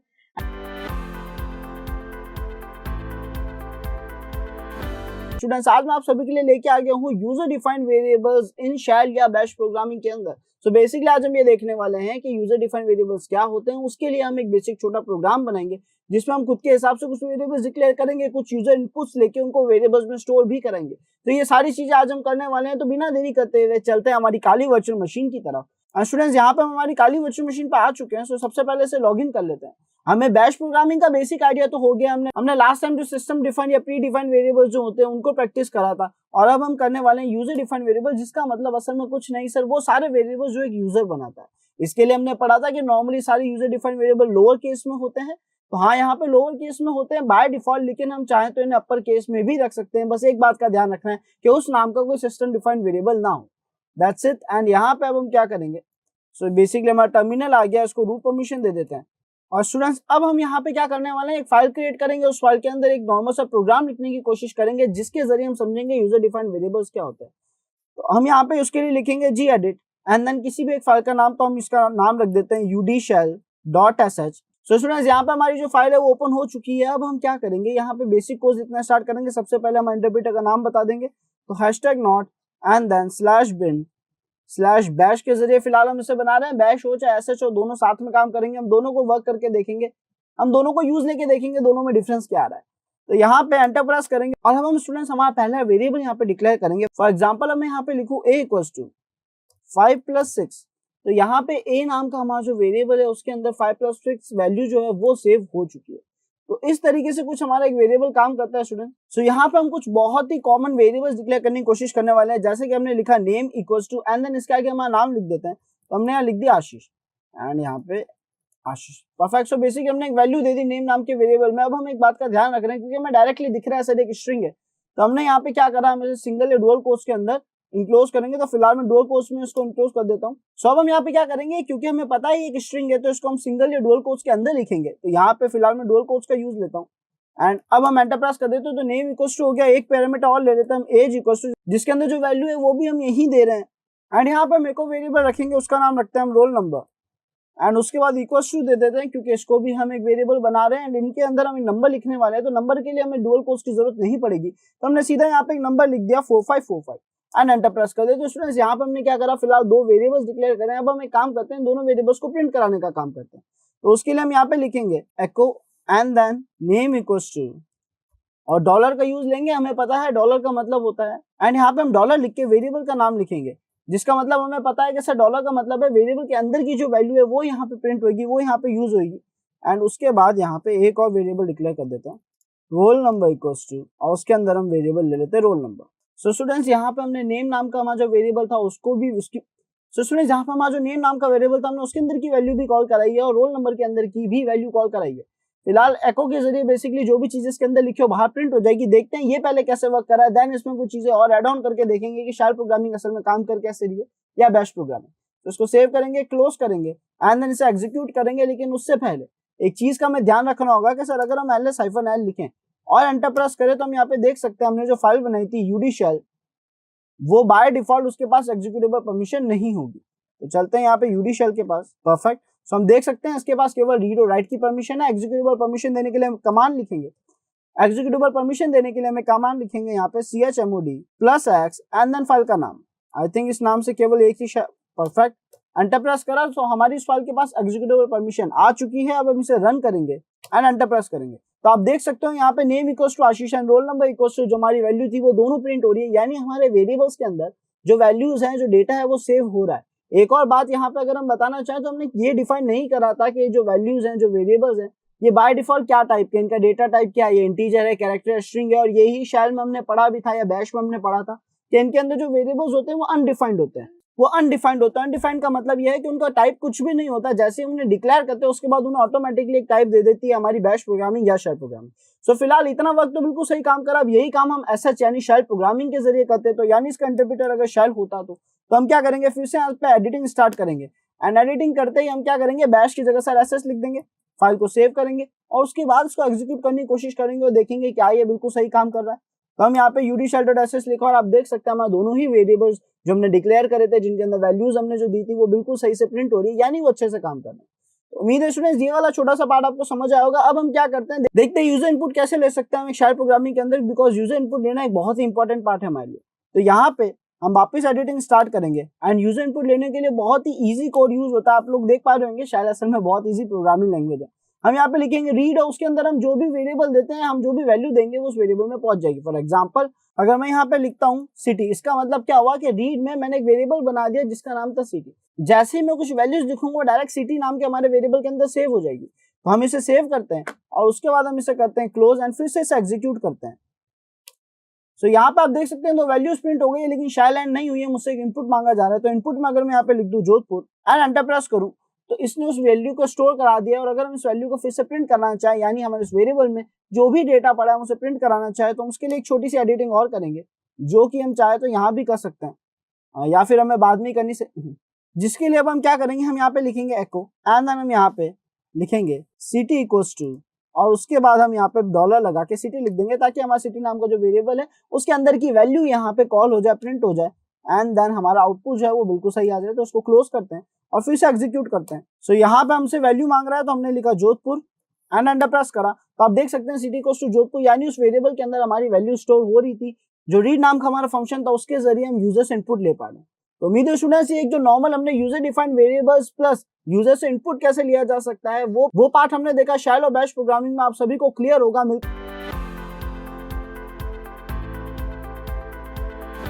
आज मैं आप सभी के लिए लेके आ गया हूँ स्पेशल वेरिएबल्स इन शेल या बैश प्रोग्रामिंग में। बेसिकली स्पेशल वेरिएबल्स क्या है, हमारे क्या काम आ सकते हैं और कितना जरूरी है, ये आज हम देखने वाले हैं। तो आज हम प्रैक्टिस करने वाले हैं सभी स्पेशल वेरिएबल्स को हमारे शेल या बैश प्रोग्रामिंग के अंदर। तो देखते हैं बेसिकली वेरिएबल्स क्या क्या है और क्या काम आते हैं। इसको शॉर्ट एंड स्वीट करने के लिए मैंने एग्जांपल के साथ इनको डिफाइन कर दिया यहाँ पे, ताकि आप लोगों को अच्छे से समझ आ जाए। सबसे पहला जो हमारा वेरिएबल था वो था $0। अब ये जो $0 नाम का वेरिएबल है, स्पेशल वेरिएबल है, ये क्या काम आता है? सर ये जो फाइल का नेम होता है उसका नाम बताता है हमें, यानी तो यहाँ पे इसकी डेफिनेशन में क्या लिखा हुआ है, the file name of the current script, यानी सर अभी आप जो स्क्रिप्ट एग्जीक्यूट कर रहे हैं उसका नाम क्या है, ये वो प्रिंट कराने के या ये वो शो कराने के काम आता है, जो कि है $0। सो क्या हो रहा है बेसिकली कि जैसे ही मैं इस स्क्रिप्ट को रन कराऊंगा तो ये आउटपुट में क्या देगा, ये आउटपुट में देगा स्पेशल वेरिएबल्स डॉट sh, जो इस फाइल का नाम है, जो आप हमारे gedit के टॉप में देख सकते हैं, स्पेशल वेरिएबल डॉट sh नाम की फाइल है। तो ये बेसिकली तो असल में %0 क्या करेगा कि सर जिस फाइल को हमने एग्जीक्यूट करा है उसका नाम हमारे सामने प्रिंट कर देगा। परफेक्ट। देन हमारे पास आता है सेकंड स्पेशल वेरिएबल जो कि है %1। ये क्या काम आता है, असल में %1 नहीं, यहाँ पे %n आएगा, जिसका मतलब नंबर ऑफ वेरिएबल्स। ये क्या करता है, किसी भी वेरिएबल को प्रिंट कर देता है उसके नंबर्स के हिसाब से। फॉर एग्जाम्पल अगर हम इसमें कुछ इनपुट देंगे तो उसमें हमारे पास अगर मैंने लिखा है आशीष कुमार, तो ये 2 वेरिएबल्स है। तो अगर मैंने %1 लिखा है तो जो पहला वेरिएबल था आशीष केवल उसको प्रिंट करेगा एंड जो हमारा second variable, second parameter, actually variable नहीं कहेंगे हम, जो वैल्यू है उसको प्रिंट कर देगा यहाँ पे %2। तो बेसिकली ये क्या कर रहे हैं कि परसेंट के बाद 1 2 3 4 हम नंबर्स दे सकते हैं, डिपेंड करता है हमें कौन से नंबर के पैरामीटर को या वेरिएबल को प्रिंट कराना है। तो उसके लिए यहाँ पे ये स्पेशल ऑपरेटर हमारे काम, तो उसके लिए यहाँ पे हमारा स्पेशल वेरिएबल काम आता है। देन हमारे पास है %#। अब बेसिकली ये क्या काम आता है सर? इसका काम क्या है? टोटल नंबर ऑफ पैरामीटर्स, यानी कितने टोटल पैरामीटर्स एक सेंटेंस में, एक इनपुट में यूजर ने दिए हैं, ये वो बताने में हमारी हेल्प करता है, जो कि नो डाउट हमारे फ्यूचर में काफी काम आ सकता है। देन हमारे पास आता है कोटेड वैल्यूज का, जो कि है $*, यानी $. बेसिकली क्या काम आता है सर? तो यहाँ पे इसका मतलब कोटेड वैल्यूज लिखा हुआ है, ये क्या करता है कि हमने जो भी इनपुट दिया उसको सिंगल कोट्स या dual quotes, normally dual quotes के अंदर लगा के हमें प्रिंट कर देता है, यानी हमें दिखा देता है, वो एक कंप्लीट वैल्यू हमें दिखा देता है। इंटरनली उनको डुअल कोट्स में रख देता है तो वो एक स्ट्रिंग बन जाती है।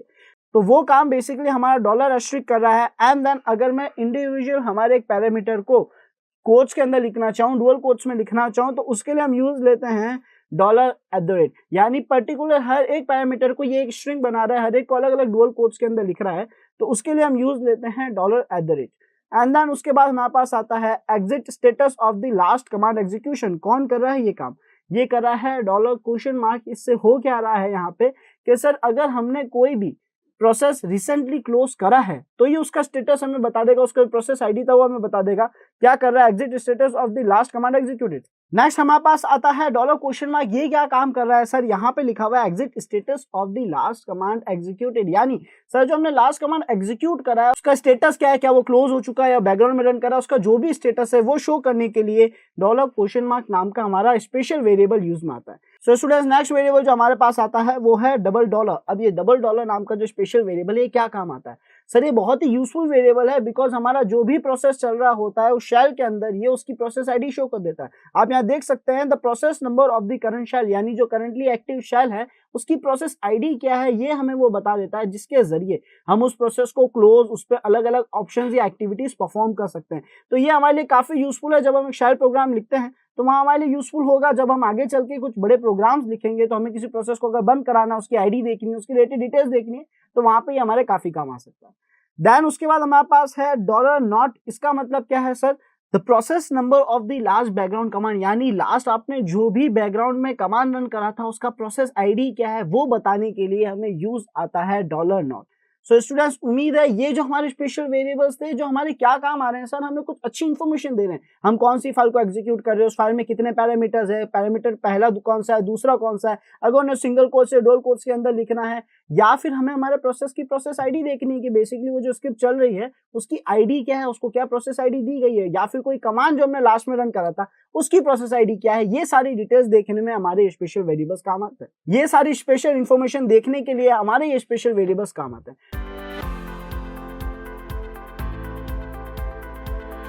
स्टूडेंट्स आज मैं आप सभी के लिए लेके आ गया हूँ अरिथमेटिक ऑपरेटर्स इन शेल या bash programming. So basically operators क्या है, हमारे लिए क्यों यूजफुल है और कहाँ पे यूज आएंगे, ये सारी चीजें आज हम यहाँ पे देखने वाले हैं। तो बिना देरी करते हुए चलते हैं हमारी काली मशीन की तरफ एंड इन सभी अरिथमेटिक ऑपरेटर्स को प्रैक्टिकली करके देखते हैं कि ये हमारे लिए क्या यूजफुल। तो यहाँ पे स्टूडेंट्स हमारी काली वर्चुअल मशीन ऑन हो चुकी है। हम सबसे पहले यहाँ टर्मिनल स्टार्ट करेंगे, रूट परमिशन दे देते हैं sudo su के जरिए एंड उसके बाद इससे थोड़ा जूम कर लेते हैं। और अब हम क्या करने वाले हैं सर, एक फाइल ओपन करेंगे gedit एंड ये फाइल मैं ऑलरेडी बना चुका हूँ। इसका नाम हमने रखा है operators.sh और मैं एंटर प्रेस करूंगा तो यहाँ पे आपको ये फाइल विजिबल हो जाएगी। इस फाइल के अंदर स्टूडेंट्स हमने सभी ऑपरेटर्स को लिख दिया है, उनका काम बता दिया है। एक बार इसको डिस्कस कर लेते हैं, देन इसका काम देखते हैं ताकि आप सभी ऑपरेटर्स को प्रैक्टिकली समझ पाए। यहाँ पे हमने क्या करा, सबसे पहले हमें दो वेरिएबल्स दिए, दो पैरामीटर्स दिए, उनको एक एक वैल्यू असाइन कर दी। तो हमारे पास ए जो वेरिएबल है उसके अंदर वैल्यू आ गई 20 एंड बी वेरिएबल के अंदर आ गई वैल्यू 30। सो बेसिकली इन दोनों वेरिएबल्स के अंदर एक एक वैल्यू स्टोर हो चुकी है। अब हमने यहाँ पे एक और वेरिएबल रखा जिसका नाम है वेल। सो स्टूडेंट्स अब हमने यहाँ पे क्या किया, एक और वेरिएबल क्रिएट करा वीएल नाम का, इक्वल्स टू में हमने लिखा expr एंड देन उसके बाद हमने लिखा $a प्लस $b। सो यहाँ पे हमने क्या करा कि a के अंदर की जो वैल्यू है वो ऐड हो जाए, यानी प्लस ऑपरेटर का यूज लिया, एडिशन ऑपरेटर का यूज लिया और उसके बाद $b लिख दिया। इसका मतलब $b की वैल्यू के साथ तो a और b की वैल्यूज को हम यहाँ पे ऐड कर रहे हैं, जिसका आउटपुट जो है मैंने एको के जरिए यहाँ पे प्रिंट करा दिया $val के जरिए, ताकि val के अंदर जो वैल्यू स्टोर हुई थी इन दोनों को ऐड करने के बाद, इन दोनों के इस एक्सप्रेशन की वैल्यू को ऐड करने के बाद वो यहाँ पे प्रिंट हो जाएगी। इसी तरीके से हमने माइनस सब्ट्रैक्शन का यूज लिया है मल्टीप्लिकेशन का यूज लिया है एंड साथ ही साथ यहाँ पे हमने डिवीजन भी यूज लिया है और मॉड्यूलस भी यूज लिया है। जो डिवीजन का जो बेसिकली फाइनल आउटपुट हमें मिलता है वो यहाँ पे शो करेगा। हमारा ऑपरेटर जिसमें हम डबल इक्वल्स टू यूज देते हैं, जो कि कंपेयर करने के काम आता है कि क्या दोनों वैल्यूज इक्वल है या नहीं है। अगर दोनों वैल्यूज इक्वल नहीं है, कोई भी एक वैल्यू बड़ी है, कोई भी एक पैरामीटर के अंदर की वैल्यू बड़ी है, तो उस केस में क्या होगा सर, यहाँ पे ये फॉल्स आउटपुट देगा, अदरवाइज ट्रू आउटपुट देगा। तो यहाँ पे अगर ये दोनों कंडीशन ट्रू हुई, यानी ए बी के इक्वल हुआ, दोनों की वैल्यू सेम हुई, तो ये यहाँ पे बोलेगा A is equal to B. Otherwise अगर इक्वल नहीं हुआ तो हमने नॉट इक्वल टू नाम का ऑपरेटर यहाँ पे यूज किया है, जिसमें ये बोल रहा है A is not equal to B. तो हमने यहाँ पे हमारे कुछ अरिथमेटिक ऑपरेटर्स यूज लिए हैं, सभी अरिथमेटिक ऑपरेटर यूज लिए हैं एंड देखते हैं इनका आउटपुट कैसा आता है। तो हम क्या करेंगे, इसे सेव करेंगे स्टूडेंट्स एंड देन क्लोज करेंगे। और एक बात का हम ध्यान रखेंगे कि इस फाइल के पास एग्जीक्यूटेबल परमिशन हो, अगर नहीं है तो हम इसे एग्जीक्यूटेबल परमिशन प्रोवाइड कर देंगे chmod+x के जरिए। तो आई होप सभी को ये पार्ट याद हो चुका होगा। अब हम सीधा यहाँ पे $operators.sh लिख के एंटर प्रेस करेंगे और अब हम जैसे ही एंटर प्रेस करें आप देख सकते हैं a प्लस बी की वैल्यू 50 आ गई, a माइनस बी की वैल्यू आ गई एंड इसी तरीके से यहाँ पे हमारे सारे सिस्टम्स की डिटेल्स आ चुकी। सो यहाँ पे एक छोटा सा एरर आया है, देखते हैं बेसिकली एरर क्यों आया है। तो हम वापस इसको ओपन करेंगे एंड gedit में जाएंगे। सो स्टूडेंट जो एरर हमारे सामने आई वो एरर किस वजह से आई यहाँ पे कि हमने यहाँ पे एस्ट्रिक सिंबल का यूज ले रखा है, जिसका मतलब है ऑल फाइल्स। तो यहाँ पे हमने जैसे ही दो वेरिएबल्स के बीच में एस्ट्रिक लिखा तो वो ऑल फाइल्स को कॉल करने का काम कर रहा है, जिसको रिजॉल्व करने के लिए अगर हम मल्टीप्लिकेशन कराना चाहते हैं तो हमें यहाँ पे एक बैकस्लैश का यूज लेना होगा, जिसकी वजह से सर ये एग्जैक्ट मल्टीप्लिकेशन का काम कर पाएगा।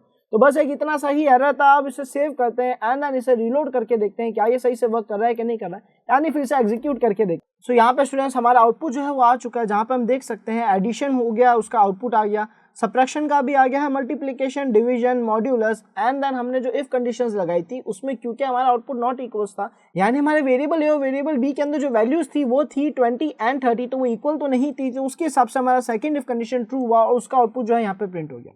तो ये था स्टूडेंट्स हमारे अरिथमेटिक ऑपरेटर का एग्जांपल। उम्मीद है आप सभी को ये समझ आ गया होगा। मिलते हैं नेक्स्ट वीडियो में, जहां पे हम आगे के कुछ और ऑपरेटर्स को देखने वाले हैं एंड शेल के बारे में कुछ और चीजें समझने वाले हैं।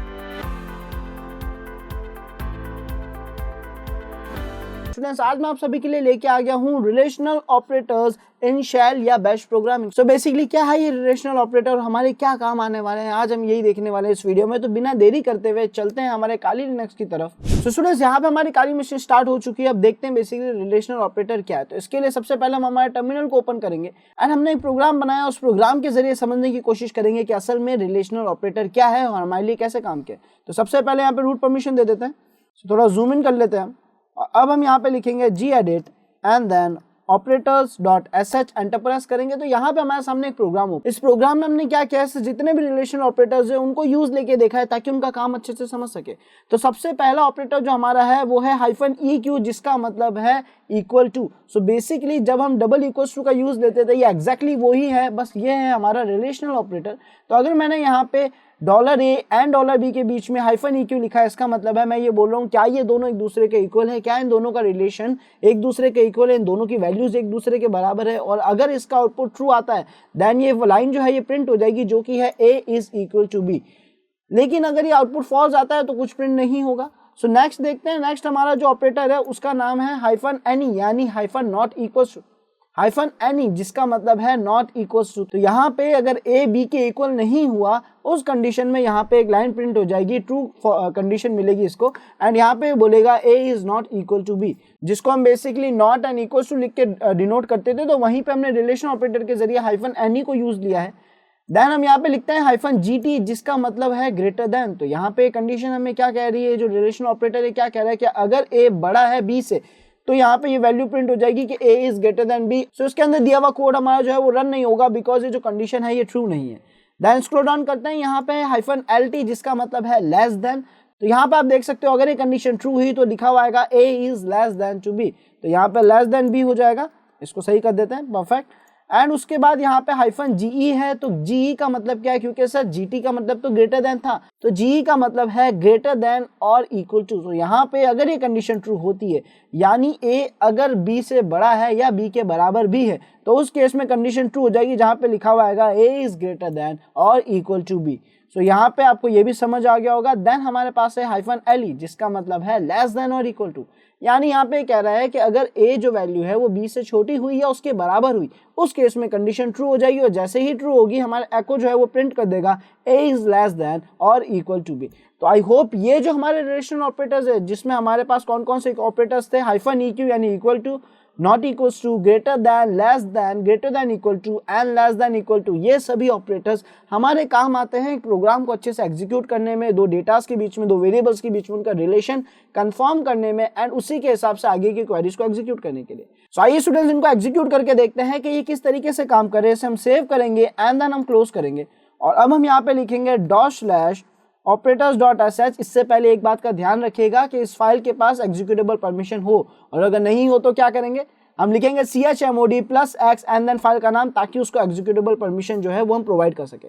फिलहाल हम इसको ऑलरेडी एग्जीक्यूटेबल परमिशन दे चुके हैं। हम एंटर प्रेस करेंगे और आप देख सकते हो जितनी भी कंडीशंस ट्रू थी उनका आउटपुट यहाँ पे आ चुका है। a is not equal to b, a is less than b, a is less than और इक्वल टू b, और इसी आउटपुट के जरिए हमें कंफर्म होता है कि सर रिलेशनल ऑपरेटर्स किस तरीके से काम करते हैं। हाँ, a और b की वैल्यू आप सभी को याद होगी कि प्रोग्रामिंग के स्टार्टिंग में हमने दे दी थी, a इक्वल्स टू 20 था और b इक्वल्स टू 30 होगा। आई थिंक एक बार चेक कर लेते हैं यहाँ पे। सो यहाँ पे a इक्वल्स टू 20 है एंड b इक्वल्स टू 30 हमने वेरिएबल में वैल्यू दे रखी है।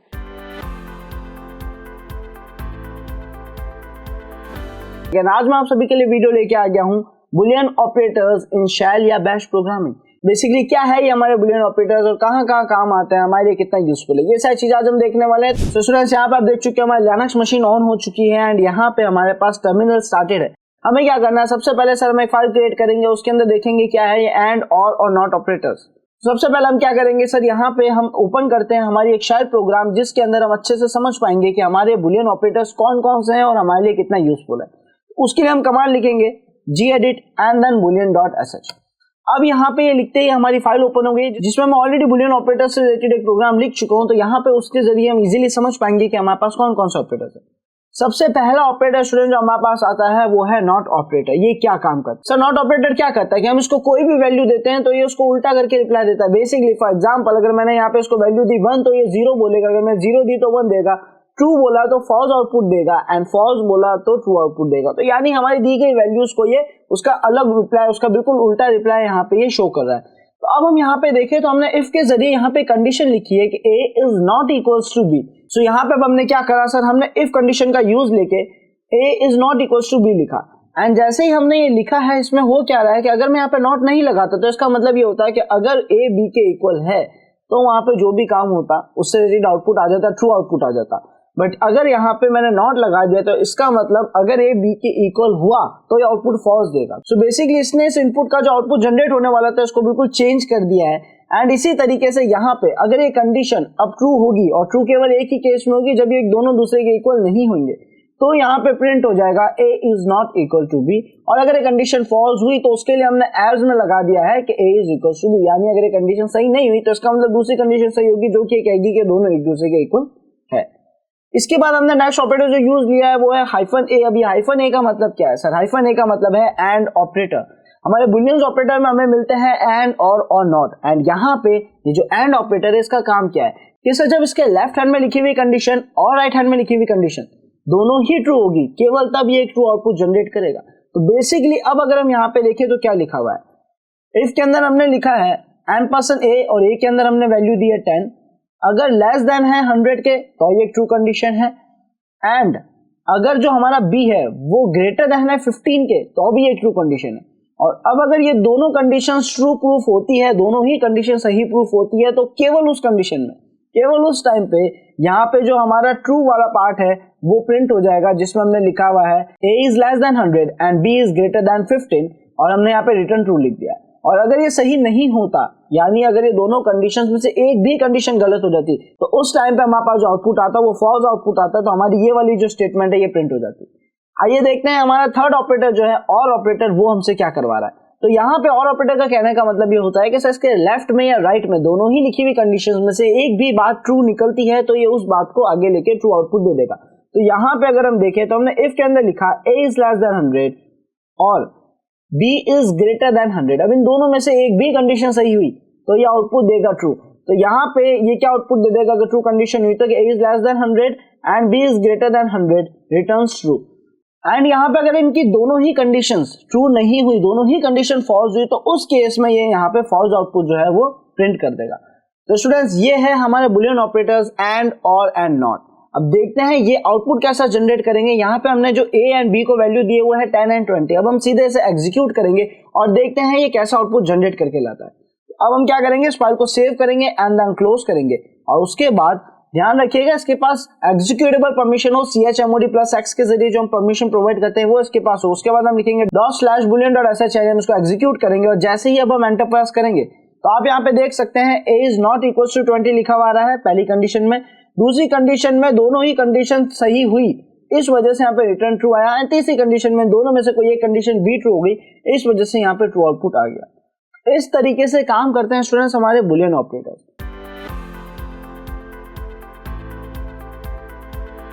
स्टूडेंट्स आज मैं आप सभी के लिए लेके आ गया हूँ स्ट्रिंग ऑपरेटर्स इन शेल या बैश प्रोग्रामिंग। सो बेसिकली आज हम देखने वाले हैं क्या है ये स्ट्रिंग ऑपरेटर्स और इनका रोल क्या है हमारे शेल या बैश प्रोग्रामिंग के अंदर। तो बिना देरी करते हुए चलते हैं हमारी काली वर्चुअल मशीन की तरफ, एंड वहां पे हम एक प्रोग्राम के जरिए इसके कंप्लीट वर्क को समझेंगे। तो स्टूडेंट्स यहाँ पे हम हमारे टर्मिनल पे आ चुके हैं, इसे थोड़ा जूम इन कर लेता हूँ। रूट परमिशन में ऑलरेडी दे चुका हूँ। अब हम क्या करेंगे, हम ऑलरेडी एक फाइल क्रिएट कर चुके हैं जहां पे हमारे पास कंप्लीट एक्सप्लेनेशन है। सो स्टूडेंट्स यहाँ पे हम लिखेंगे gedit एंड देन हमारी फाइल का नाम string.sh और एंटर प्रेस करेंगे। तो यहाँ पे इस फाइल के अंदर हमने कुछ कोड्स लिखे हैं जिनके जरिए हम स्ट्रिंग ऑपरेटर्स कौन कौन से हैं और क्या काम आते हैं वो समझ पाएंगे। सब सो दो वेरिएबल्स हमारे पास यहाँ पे है, variable a and variable b, जिनके अंदर हमने abc और efg दोनों ही स्ट्रिंग वैल्यूज जो है ले रखी है। अब उनसे रिलेटेड हम क्या क्या ऑपरेशंस कर सकते हैं स्ट्रिंग ऑपरेटर्स का यूज लेके, आइए देखते हैं। सबसे पहले स्टूडेंट्स यहाँ पे हमारे पास जो सबसे पहला ऑपरेटर है वो इक्वल्स टू ही है। वो ये बताता है कि एक स्ट्रिंग दूसरे स्ट्रिंग के बराबर है या नहीं है, चाहे वो नंबर्स हो चाहे वो स्ट्रिंग्स हो, दोनों ही में यूजफुल है। तो हम देख सकते हैं यहाँ पे a is equals to b, अगर ये कंडीशन ट्रू हुई a is equals to b print हो जाएगा, एंड अगर ये नहीं हुई तो not equal to b print हो जाएगा। उसके बाद सेकंड कंडीशन हमारी नॉट इक्वल्स की है, जो कि सेम है जैसा कि हमारे बाकी ऑपरेटर्स में थी। तो यहाँ पे ये भी सेम वर्क करेगी, अगर इक्वल नहीं हुए तब जाके ये जो वैल्यू है प्रिंट हो जाएगी a is not equal to b, और अगर ये इक्वल हो गए, दोनों एक दूसरे के बराबर हुए, तो यहाँ पे हमें आउटपुट शो करेगा a is equal to b। And यहाँ पे अगर हम स्क्रॉल डाउन करें तो हमें एक और ऑपरेटर दिखता है -z। अब ये -z का मतलब क्या है? -z ये बता रहा है कि क्या ये वैल्यू 0 है या नहीं है। अगर इस वैल्यू के अंदर जो भी है वो अगर 0 होती यानी कुछ नहीं होता, तो यहाँ पे स्ट्रिंग लेंथ इज 0 लिखा हुआ आ जाएगा। लेकिन अगर स्ट्रिंग की जो लेंथ है वो 0 नहीं हुई तो यहाँ पे प्रिंट होगा स्ट्रिंग लेंथ इज नॉट 0। देखते हैं नेक्स्ट ऑप्शन हमारे पास क्या है। नेक्स्ट ऑप्शन है -n। सर ये भी इसी तरीके से काम कर, लेकिन अब यहाँ पे चेंज क्या है कि सर अगर ये कंडीशन ट्रू हुई तो इसका मतलब क्या होगा, यहाँ लिखा हुआ प्रिंट होगा स्ट्रिंग लेंथ इज नॉट 0, यानी इसके अंदर जो वैल्यू होगी वो 0 नहीं होगी, उसके अंदर कुछ ना कुछ लिखा हुआ होगा। छोटा सा डिफरेंस है, अगर 0 है तो पहले वाली कंडीशन ट्रू हो रही थी, और अगर यहाँ पे 0 नहीं है तो ये कंडीशन ट्रू होगी, यानी नॉट 0। तो यहाँ पे अगर ये वैल्यू फॉल्स हुई, इसका मतलब इस वैल्यू के अंदर, इस स्ट्रिंग के अंदर 0 वैल्यू है, 0 लेंथ है इसकी, तो उस वजह से ये जो इसकी फॉल्स कंडीशन है ये प्रिंट हो जाएगी। सो स्टूडेंट्स फाइनली यहाँ पे जो लास्ट हमारा इफ कंडीशन है उसमें केवल $a लिखा है, जिसका मतलब क्या है कि सर इसका मतलब है str। str क्या है? str का मतलब है स्ट्रिंग। इसका मतलब सर अगर हम यहाँ पे कोई और ऑपरेटर यूज नहीं ले रहे, हमने केवल हमारे उस पैरामीटर का नाम लिखा है, उसके अंदर की स्ट्रिंग को हम यूज ले रहे हैं, तो अगर वहां पे कोई स्ट्रिंग हुई तो उसका आउटपुट ट्रू आएगा, और अगर उसकी स्ट्रिंग नहीं है, उसमें कोई लेंथ ही नहीं है, तो वहां पे उसका आउटपुट फॉल्स आएगा। तो आप देख सकते हैं यहाँ पे केवल हमने $a लिखा है, इसका मतलब a के अंदर की वैल्यू जो कि हमारी स्ट्रिंग वैल्यू थी, तो यहाँ पे प्रिंट होगा स्ट्रिंग इज नॉट एम्प्टी। कब लिखा हुआ आ रहा है? जब इसके अंदर एक वैल्यू है, स्ट्रिंग लिखी हुई है, और अगर यहाँ पे कोई भी स्ट्रिंग नहीं लिखी हुई है, वैल्यू नल है, देन यहाँ पे प्रिंट करेगा स्ट्रिंग इज एम्प्टी। तो ये थे हमारे कुछ स्ट्रिंग ऑपरेटर्स। अब हमने क्या करा, वैल्यूज तो हम दे चुके हैं हमारे a और b पैरामीटर्स को, इसको एग्जीक्यूट करके देखते हैं एंड देखते हैं इससे कैसा आउटपुट जनरेट हो रहा है। तो स्टूडेंट्स हम इस फाइल को सेव करेंगे एंड देन क्लोज करेंगे, और हम सभी को पता है किसी भी फाइल को एग्जीक्यूट करने से पहले चेक कर लेना चाहिए उसके पास एग्जीक्यूटेबल परमिशन है या नहीं है। उसके लिए हम लिखेंगे ls-l एंड देन फाइल का नाम, और एंटर प्रेस करेंगे तो आप देख सकते हैं इसके पास रीड, राइट और एग्जीक्यूट तीनों परमिशंस हैं। तो अब हमारा जो काम है वो केवल इसको एग्जीक्यूट करने का है। तो हम इसके लिए यहाँ पे लिखेंगे $strings.sh एंड एंटर प्रेस करेंगे, और अब हम देख सकते हैं हमारा आउटपुट जो है वो आ चुका है। पहले में आप देख सकते हैं is not equal to B बता रहा है, दूसरे में बोल रहा है not equal to B, because obviously बात है दोनों ही कंडीशन में इक्वल तो नहीं थी ये बी के। उसके बाद यहाँ पे बता रहा है -z, यानी जब हम चेक करें इसकी लेंथ 0 है कि नहीं है, तो वो यहाँ पे दिखा रहा है string length is not 0। Hyphen N के अंदर बोल रहा है string length is not zero because दोनों ही कंडीशंस में उसके अंदर वैल्यू जो है वो जीरो नहीं थी, जो उसकी लेंथ थी वो जीरो नहीं थी। एंड फाइन जो हमारी लास्ट कंडीशन थी उसके अंदर हमें पता पड़ गया string is not empty, string के अंदर वैल्यू है। तो स्टूडेंट्स ये थे हमारे कुछ स्ट्रिंग ऑपरेटर्स, उम्मीद है इन सभी का काम आपको समझ आया होगा।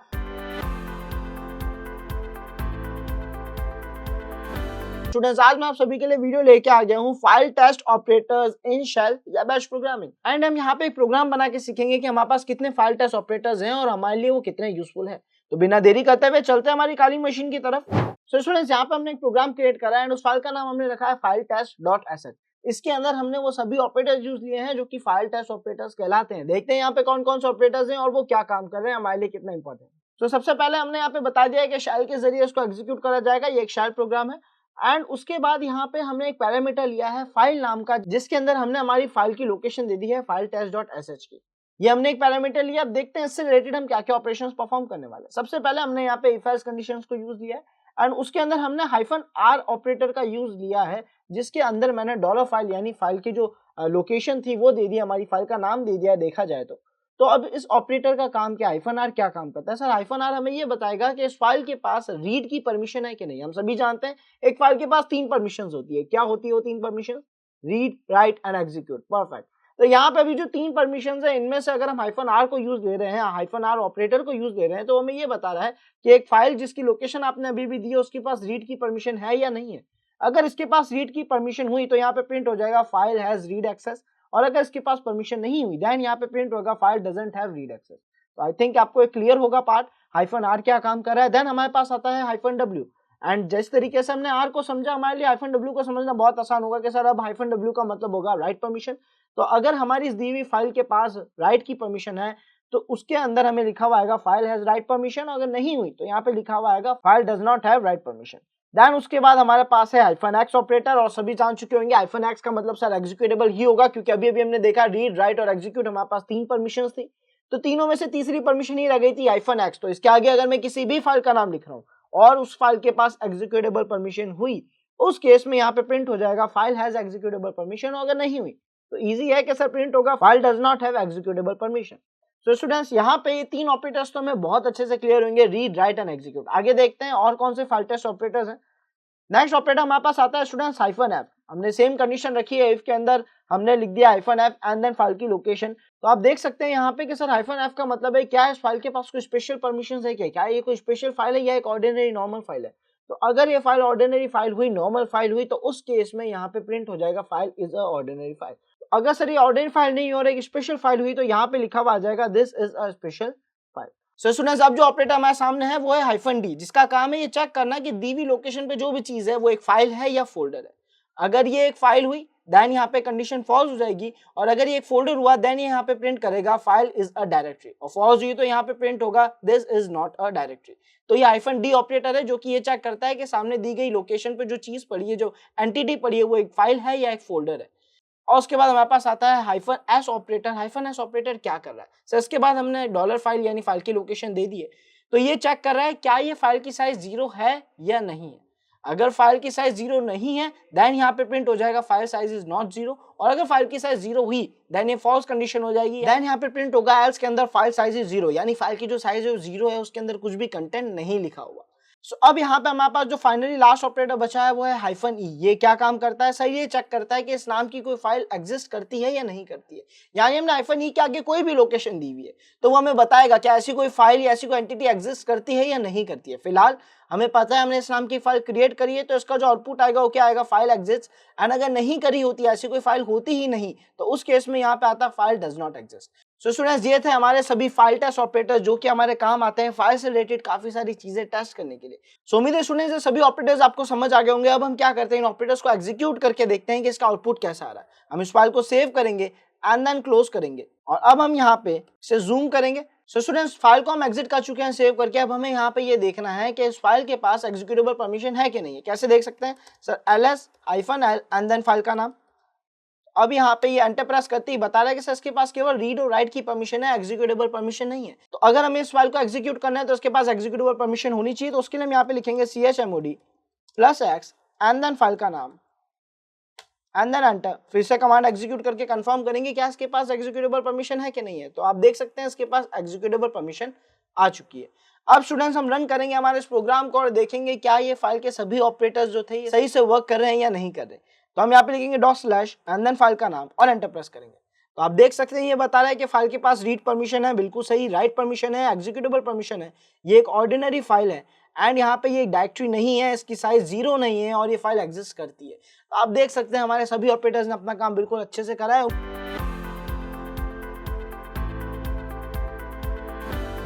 आज मैं आप सभी के लिए लेके आ गया हूँ if the decision making statements in shell या बैश प्रोग्रामिंग। तो आज हम देखने वाले हैं कि जो हमारा इफ स्टेटमेंट है जो डिसीजन मेकिंग में हमारी हेल्प करता है ये हमारे कितना ज्यादा यूजफुल हो सकता है शैल या बैश प्रोग्रामिंग के अंदर। तो बिना देरी करते हुए चलते हैं हमारी काली वर्चुअल मशीन की तरफ एंड वहां पे हमने एक प्रोग्राम फाइल बना रखी है इफ स्टेटमेंट से रिलेटेड के वहां पे कितने तरीके से हम इफ को यूज दे सकते हैं या इफ स्टेटमेंट्स कितने टाइप्स के हैं एंड वो हमारे लिए कितना यूजफुल है। तो चलते हैं यहाँ पे। तो स्टूडेंट्स यहाँ पे जो हमारी काली वर्चुअल मशीन है वो स्टार्ट हो चुकी है। हम क्या करेंगे सबसे पहले लिखेंगे gedit एंड देन हमारी एक फाइल का नाम जो कि है if.sh एंड इसी फाइल के अंदर हमने प्रॉपर प्रोग्राम लिख रखा है इफ स्टेटमेंट से रिलेटेड। तो देखते हैं बेसिकली यहाँ पे प्रोग्राम क्या है और ये हमें इफ के बारे में कितना सिखाता है। सबसे पहले यहाँ पे हमने क्या करा ए एंड बी को वैल्यूज असाइन कर दिए। ए पैरामीटर को हमने 10 की वैल्यू असाइन करी है, बी पैरामीटर को हमने 20 वैल्यू इंटीजर जो है वो असाइन कर दिए। यहाँ पे उसके बाद अगर मैं देखूं तो हमने सबसे पहले क्या कराया प्रिंट कराया एक स्टेटमेंट छोटा सा जिसमें हम बोल रहे हैं कि if fi statement. So students असल में जो हमारा इफ स्टेटमेंट है ये 3 टाइप्स के होते हैं। नॉर्मली इनके जो टाइप्स हैं वो 3 होते हैं। वो कौन कौन से होते हैं? सबसे पहले इसका है इफ fi यानी इफ के जरिए एक स्टेटमेंट हम देंगे, अगर वो ट्रू होगी तो कोई चीज प्रिंट हो जाएगी, अदरवाइज हम fi के जरिए उसको क्लोज कर देंगे। सेकंड जो हमारा स्टेटमेंट होगा वो होगा if else and then fi। इसका मतलब क्या है कि अगर इफ वाली कंडीशन सही नहीं होती, काम नहीं कर पाती है, ट्रू कंडीशन नहीं है, देन एज वाली कंडीशन अपना वर्क करती है और अगर एज वाली सही नहीं होती तो इफ वाली वर्क करती है और उसका एंड हो जाता है fi के जरिए। ये थी हमारी दूसरी इफ की स्टेटमेंट। जो तीसरी कंडीशन हमारी उसका नाम है इफ एलिफ कंडीशन। इसका मतलब क्या है कि सर यहाँ पे हम काफी सारी कंडीशंस दे सकते हैं बिकॉज इफ और एल्स के अंदर हम 2 ही कंडीशंस दे सकते थे। यहाँ पे हमने क्या करा, हम इफ में पहले कोई कंडीशन दे देते हैं, देन एलिफ हम एक और कंडीशन रख देते हैं कि या तो ये होगा या ये होगा या फिर और भी कुछ हो सकता है, और भी कोई तीसरी कंडीशन ट्रू हो सकती है। तो ऐसे ही हम काफी सारे एलिफ दे सकते हैं और फाइनली जब हमें इसे एंड करना होगा तो हम fi के जरिए उस डिसीजन मेकिंग स्टेटमेंट को एंड कर देंगे। तो ये तरीका है इसको यूज लेने का जिसको अभी हम इस एग्जांपल के तौर पर देखेंगे। तो आप देख सकते हैं सबसे पहले हमने प्रिंट कराया कि हम किस स्टेटमेंट को यूज ले रहे हैं। तो अभी हम यहाँ पे इफ fi स्टेटमेंट को यूज ले रहे हैं जहां पे हमने क्या करा है कंडीशन दी इफ $a, जिसका मतलब है कि भाई a के अंदर जो वैल्यू है अगर वो इक्वल होगी जो हमारे b के अंदर जो वैल्यू है उससे, तो यहाँ पे ट्रू कंडीशन होगी। इक्वल का मतलब है अगर ये दोनों वैल्यू इक्वल है तो यहाँ पे देन क्या होगा, एक स्टेटमेंट प्रिंट हो जाएगी जो कि है a is equal to b।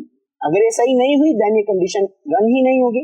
तो यहाँ पे ये जो पार्ट है ये प्रिंट नहीं होगा। अभी हम देख सकते हैं कि 10 जो है वो 20 के इक्वल तो नहीं है, इसका मतलब ये वाला जो लाइन है ये हमारा प्रिंट ही नहीं होगा बिकॉज ये कंडीशन ट्रू नहीं है। अगर मैं चाहूं तो यहाँ पे और भी इफ fi लगा सकता हूं, तो इसका मतलब होगा कि मैं इफ fi के 2 कंडीशन यूज दे रहा हूँ, एक इक्वल टू के लिए एक नॉट इक्वल टू के लिए। तो ये देखते हैं इफ का नेक्स्ट स्टेटमेंट जिसमें हमने क्या करा यहाँ पे हमने यहाँ पे प्रिंट करा दिया कि हम इफ एज स्टेटमेंट को यूज ले रहे हैं एंड उसके अंदर हमने इफ के अंदर एक कंडीशन दी। अब यहाँ पे अगर ये कंडीशन ट्रू होती है देन ये जो स्टेटमेंट है ये प्रिंट हो जाएगा और अगर ये कंडीशन सर फॉल्स हुई देन, तो अगर ये फॉल्स हुई तो हमारी एज वाली कंडीशन जो है वो ऑटोमेटिकली प्रिंट हो जाएगी जिसमें लिखा हुआ है a is not equal to b। अब यहाँ पे हमें पता है कि a के अंदर सर 10 वैल्यू है, b के अंदर 20 वैल्यू, तो दोनों दूसरे इक्वल तो नहीं है। तो उस केस में हम अंदाजा लगा सकते हैं कि सर यहाँ पे ये वाली वैल्यू ही प्रिंट होगी जो कि है a is not equal to b। अगर कोई भी एरर नहीं आया तो डेफिनेटली यही प्रिंट होगा। आइए देखते हैं थर्ड स्टेटमेंट इफ का हमें क्या बता रहा है। थर्ड स्टेटमेंट में हमने यहाँ पे लिखा है इफ एलिफ fi स्टेटमेंट और इसके अंदर हमने काफी सारी कंडीशन हम दे सकते हैं, हालांकि अभी हमने यहाँ पे ज्यादा कंडीशंस नहीं दी है। हमने सबसे पहले इसके अंदर लिखा है कि अगर a b के इक्वल है देन ये स्टेटमेंट प्रिंट कर दिया जाए और अगर a b के ग्रेटर देन है यानी a बड़ा है b से, b की वैल्यू से, देन यहाँ पे ये चीज प्रिंट हो जाएगी a is greater than b। इसमें आप देख सकते हैं यहाँ पे हमने एलिफ का यूज लिया, एल्स का यूज नहीं लिया है और एलिफ में खास बात यह है कि हम काफी सारी स्टेटमेंट्स यूज में ले सकते हैं। तो यहाँ पे हमने फिर से एलिफ लिखा है, एक स्टेटमेंट ऐड कर दी जिसमें हमने बोला कि अगर a लेस देन है b से तो यहाँ पे प्रिंट हो जाए कि a is less than b। और उसके बाद हमने फाइनली एल्स कंडीशन को यूज लिया जिसमें हमने बोला कि कोई भी कंडीशन सही नहीं हो रही है, हालांकि पॉसिबल कम ही होगा, बट यहाँ पे हमने एल्स के जरिए फाइनली अगर कुछ और कंडीशंस वर्क नहीं कर पा रही तो ये चीज प्रिंट हो ही जाएगी। तो ये था हमारे इफ स्टेटमेंट का प्रॉपर स्ट्रक्चर, उसको यूज लेने का तरीका आप देख सकते हैं।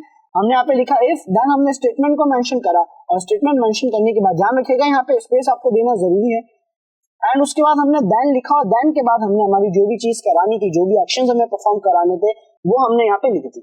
तो स्टूडेंट्स आइए इसको रन करके देखते हैं ये कैसा आउटपुट जनरेट करेगा और ये कितना यूजफुल हो सकता है हमारे लिए। तो हम इसे सेव करेंगे एंड देन इसे एग्जिट करेंगे। और हम सभी जानते हैं कि सर इस फाइल के पास एग्जीक्यूटेबल परमिशन होनी बहुत जरूरी है अगर हम इसे एग्जीक्यूट करना चाहते हैं।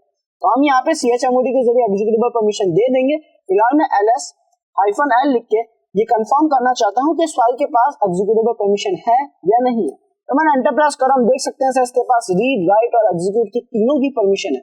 तो आई थिंक हमारा काम यहाँ से खत्म होता है, हमें बस इसको एग्जीक्यूट करना है, देखना इसका आउटपुट कैसा आ रहा है। तो उसके लिए हम यहाँ पे लिखेंगे बैश एंड देन हमारी फाइल का नाम जो कि है if.sh। हम एंटर प्रेस करेंगे तो आप देख सकते हैं सबसे पहला यहाँ पे क्या प्रिंट हुआ, जो हमने एको के अंदर लिखा था if fi स्टेटमेंट, जिसके अंदर कोई भी चीज ट्रू नहीं हुई तो कुछ भी प्रिंट नहीं हुआ। देन हमारे सामने आई if else स्टेटमेंट, जिसमें एल्स वाला पार्ट जो है वो प्रिंट हुआ a is not equal to b, जो कि बात सच है। देन यहाँ पे if elif के हिसाब से प्रिंट हुआ a is less than b।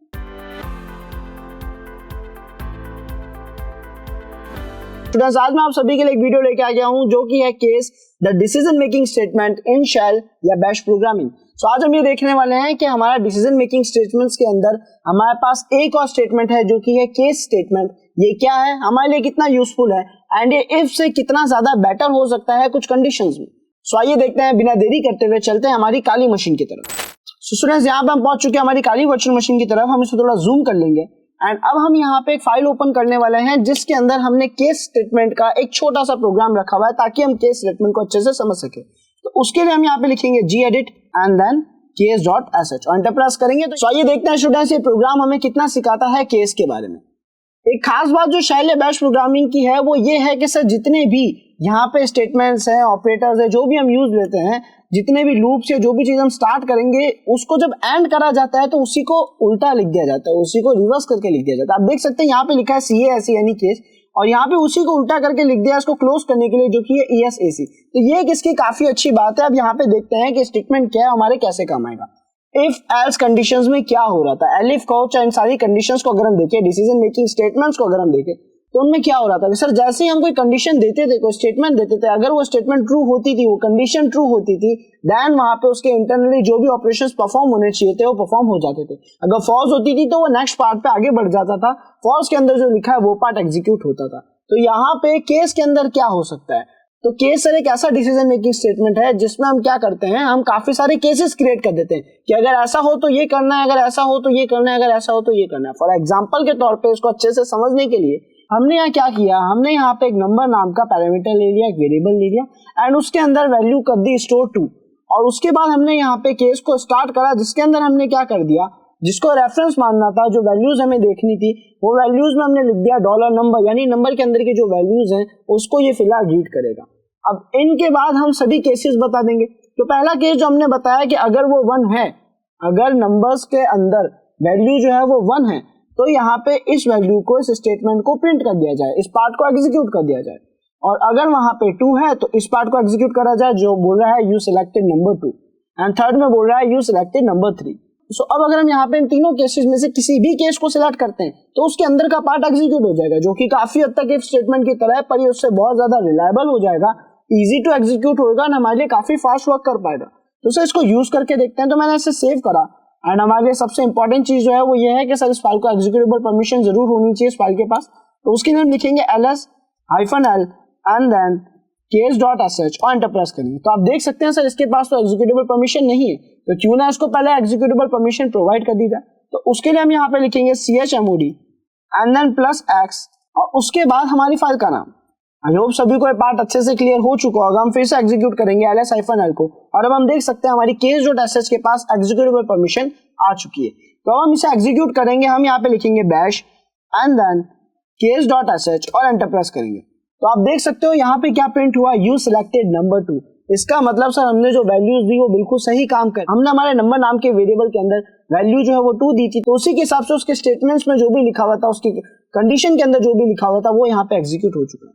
इतना ही इजी है हमारा ये केस डिसीजन मेकिंग स्टेटमेंट, जो कि हमारे बहुत काम आ सकता है।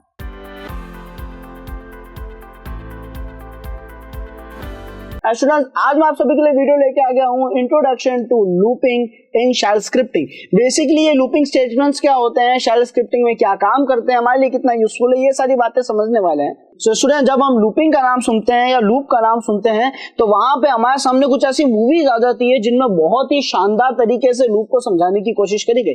फॉर एग्जांपल हम देख सकते हैं सोर्स कोड मूवी है एंड साथ ही साथ एज ऑफ टुमारो है, जिसके अंदर एक बहुत ही अच्छा लूप क्रिएट हुआ था एंड उसी की वजह से आज हम लूप को अच्छे से समझ सकते हैं। बट इन दोनों मूवीज के अलावा अगर हम एक लेजेंड पार्ट को देखें जिसने लूप को बहुत ही ज्यादा अच्छे से समझाया है तो वो है हमारा डॉक्टर स्ट्रेंजर और दो मामू के बीच का जो सीक्वेंस था, जो सीन था, जिसके अंदर उसने एक बहुत ही शानदार टाइम लूप क्रिएट करा था। तो इसकी वजह से आज हम लूप को बहुत अच्छे से समझ सकते हैं। लूप क्या है? लूप एक ऐसी एक्टिविटी है जो तब तक परफॉर्म होगी जब तक हम चाहते हैं। जब तक कोई चीज फॉल्स ना हो या जब तक कोई चीज ट्रू ना हो तब तक वो एक्टिविटी लगातार परफॉर्म होती रहेगी, उसको हम लूपिंग कहते हैं। तो यहाँ पे शेल प्रोग्रामिंग के अंदर लूपिंग क्या है, कितने टाइप्स की होती है एंड उनके साथ ही कुछ और प्रोग्राम्स या कमांड्स क्या क्या हैं वो हम देखने वाले हैं। तो बिना देरी करते हुए स्टार्ट करते हैं। ये देख के हमारे पास स्टूडेंट्स कितने टाइप्स के लूप्स हैं। तो यहाँ पे जो लूपिंग है हमारे पास 3 टाइप्स की है शेल प्रोग्रामिंग के अंदर। सबसे पहले आप देख सकते हैं व्हाइल स्टेटमेंट, देन आप देख सकते हैं फॉर स्टेटमेंट एंड आप देख सकते हैं अनटिल स्टेटमेंट। ये जो तीनों हैं ये वो स्टेटमेंट्स हैं जो बहुत ही शानदार लूप क्रिएट करने में हमारी मदद करते हैं। इन तीनों स्टेटमेंट्स के बारे में हम डिटेल में समझने वाले हैं। एक एक स्टेटमेंट पर मैं एक वीडियो लेके आ रहा हूँ आप लोगों के लिए जिसमें हम अच्छे से उस पार्ट को समझेंगे। फिलहाल ये तीनों टाइप के लूप है। अब इनमें होता क्या है कि सर व्हाइल में हमें कंडीशन दे देते हैं, जब तक वो कंडीशन ट्रू है, जब तक वो कंडीशन सही है तब तक उसके अंदर का जो लूप है वो चलता रहता है और जैसे ही वो कंडीशन फॉल्स हो जाती है हम लूप से बाहर आ जाते हैं। तो यहाँ पे इसी तरीके से फॉर भी है जिसके अंदर हम स्टेटमेंट दे देते हैं, उसी तरीके से वो वर्क करता है। जैसे ही इसके आगे जो हमने स्टेटमेंट या कंडीशन दी है वो फॉल्स होगी, वो उससे बाहर आ जाएगा। और अंटिल में भी ऐसे होता है कि कब तक एक काम करो जब तक ये चीज ना हो जाए तब तक इस प्रोसेस को रिपीट करते रहो। इस तरीके से तीनों लूप्स काम करते हैं। इनको और डिटेल में इनके सिंटैक्स के बारे में, इनके वर्क को और अच्छे से भी हम समझने वाले हैं। बट यहाँ पे इनके कुछ हेल्पर कमांड्स भी है। जैसे कि आप देख सकते हैं यहाँ पे इनके 2 हेल्पिंग जो कमांड्स हैं वो है हमारा ब्रेक एंड कंटिन्यू। क्या काम आते हैं ब्रेक एंड कंटिन्यू? तो आप देख सकते हैं break statement is used to come out of a loop, यानी किसी लूप से बाहर आने के लिए ब्रेक स्टेटमेंट यूज आता है। फॉर एग्जांपल एक लूप चल रहा है, मैं चाहता हूँ कि लूप एंड हो जाए, मैं से प्रॉपर बाहर आ जाऊं, तो वहां पे ब्रेक स्टेटमेंट यूज में आता है। अब जैसे वो जो हमारा डॉक्टर स्ट्रेंजर वाला सीन था उसमें क्या होता है, तो जैसे ही जो डो मामू है वो उसकी बात एक्सेप्ट करता है, उसकी शर्त को एक्सेप्ट करता है, तो क्या होता है वो लूप एंड हो जाता है। तो उसी तरीके से ब्रेक यूज आ रहा है कि जब एक लूप चल रहा है और हम चाहते हैं कि इस पर्टिकुलर टाइम पे लूप एंड हो जाए, वहां पे हम ब्रेक का यूज लेते हैं। इसको हम यूज लेके भी अच्छे से देखेंगे ताकि वो अच्छे से समझ पाए। उसके अलावा आता है हमारा कंटिन्यू कमांड। ये क्या करता है सर, ये यूज होता है किसी एक पर्टिकुलर, जब एक लूप चल रहा है तो उसके पर्टिकुलर लूप को हटाने के लिए। तो हम यहाँ पे देख सकते हैं इसकी डेफिनेशन के जरिए, will continue the loop process only iteration of the loop to exit. यानी ये कर क्या रहा है सर, यहाँ पे ये क्या कर रहा है कि जब एक लूप कंडीशन चल रही है तो उसका जो कोई भी एक हिस्सा है जो जिसमें कोई एरर आ रही है या कोई प्रॉब्लम आ रही है तो ये उसको इग्नोर करके आगे के लूप को कंटिन्यू करता है कि हो सकता है आगे एरर ना आए या आगे सारी चीजें अच्छे से ऑपरेट हो सके। तो ब्रेक क्या करता था, कंप्लीट लूप को एंड कर देता। लेकिन यहाँ पे कंटिन्यू जो है वो कंप्लीट लूप को एंड नहीं करता, वो क्या करता, उसके एक इटरेशन को जो है उसको एग्जिट करता है, उसको बंद करता है ताकि लूप का जो आगे का प्रोसेस है वो कंटिन्यू चलता रहे, शायद एक ही एरर है और आगे एरर ना आए। सो कुछ ऐसे ही केसेस में हम कंटिन्यू को यूज लेते हैं। तो उम्मीद है स्टूडेंट्स आपको जो हमारे टाइप ऑफ लूप्स है एंड उनके कुछ कमांड्स जो उनके यूज आते हैं वो समझ आ गए होंगे। अब नेक्स्ट वीडियो में हम देखने वाले हैं कि व्हाइल लूप क्या है, वो कैसे काम करता है, उसका सिंटैक्स क्या है, वो हमारे लिए कितना यूजफुल है।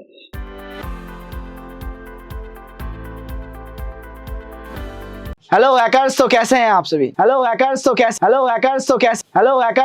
हैं आप? क्या हुआ, कंफ्यूज हो गए? तो अगर आप चाहते हो कि ये लूप अभी यहाँ के यहाँ रुक जाए तो ये जो आपको व्हाइल लूप का स्टेटमेंट दिख रहा है उसको जल्दी से फॉल्स प्रूफ करो, जिसके लिए आपको लाइक बटन पे हिट करना है, साथ ही साथ ये जो पूछ रहे हैं उनका रिप्लाई देना है। सो जैसे ही आप इस प्रोसेस को करते हैं ये लूप एंड हो जाएगा और प्रोसेस वापस स्टार्ट हो जाएगा।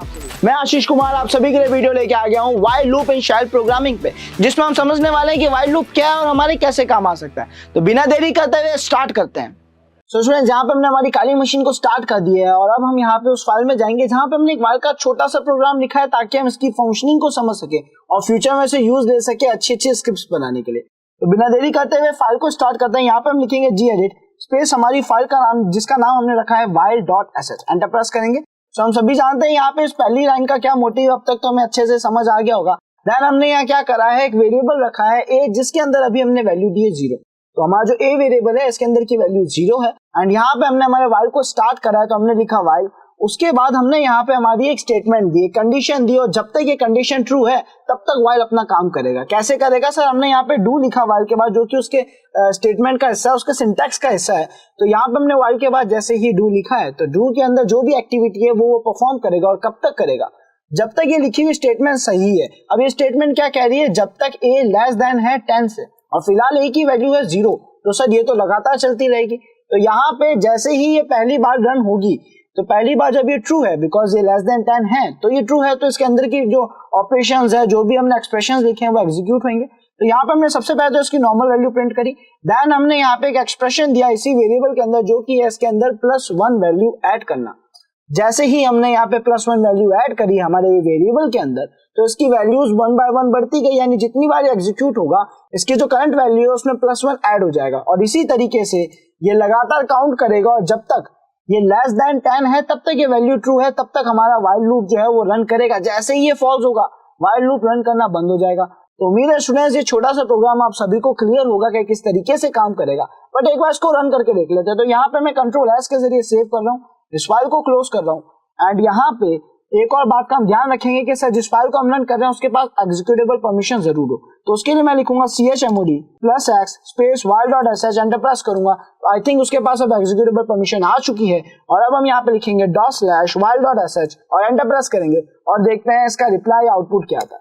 तो आप देख सकते हैं यहाँ पे 0 से लेकर 9 तक जो काउंटिंग है वो प्रिंट हुई, बिकॉज यहाँ तक जितनी भी वैल्यूज थी उसके अंदर हमारी a की वैल्यू 10 से कम थी। जैसे ही 10 के इक्विवेलेंट हुई, यानी लेस देन वाली कंडीशन फॉल्स हुई, तो व्हाइल लूप ने काम करना बंद कर दिया।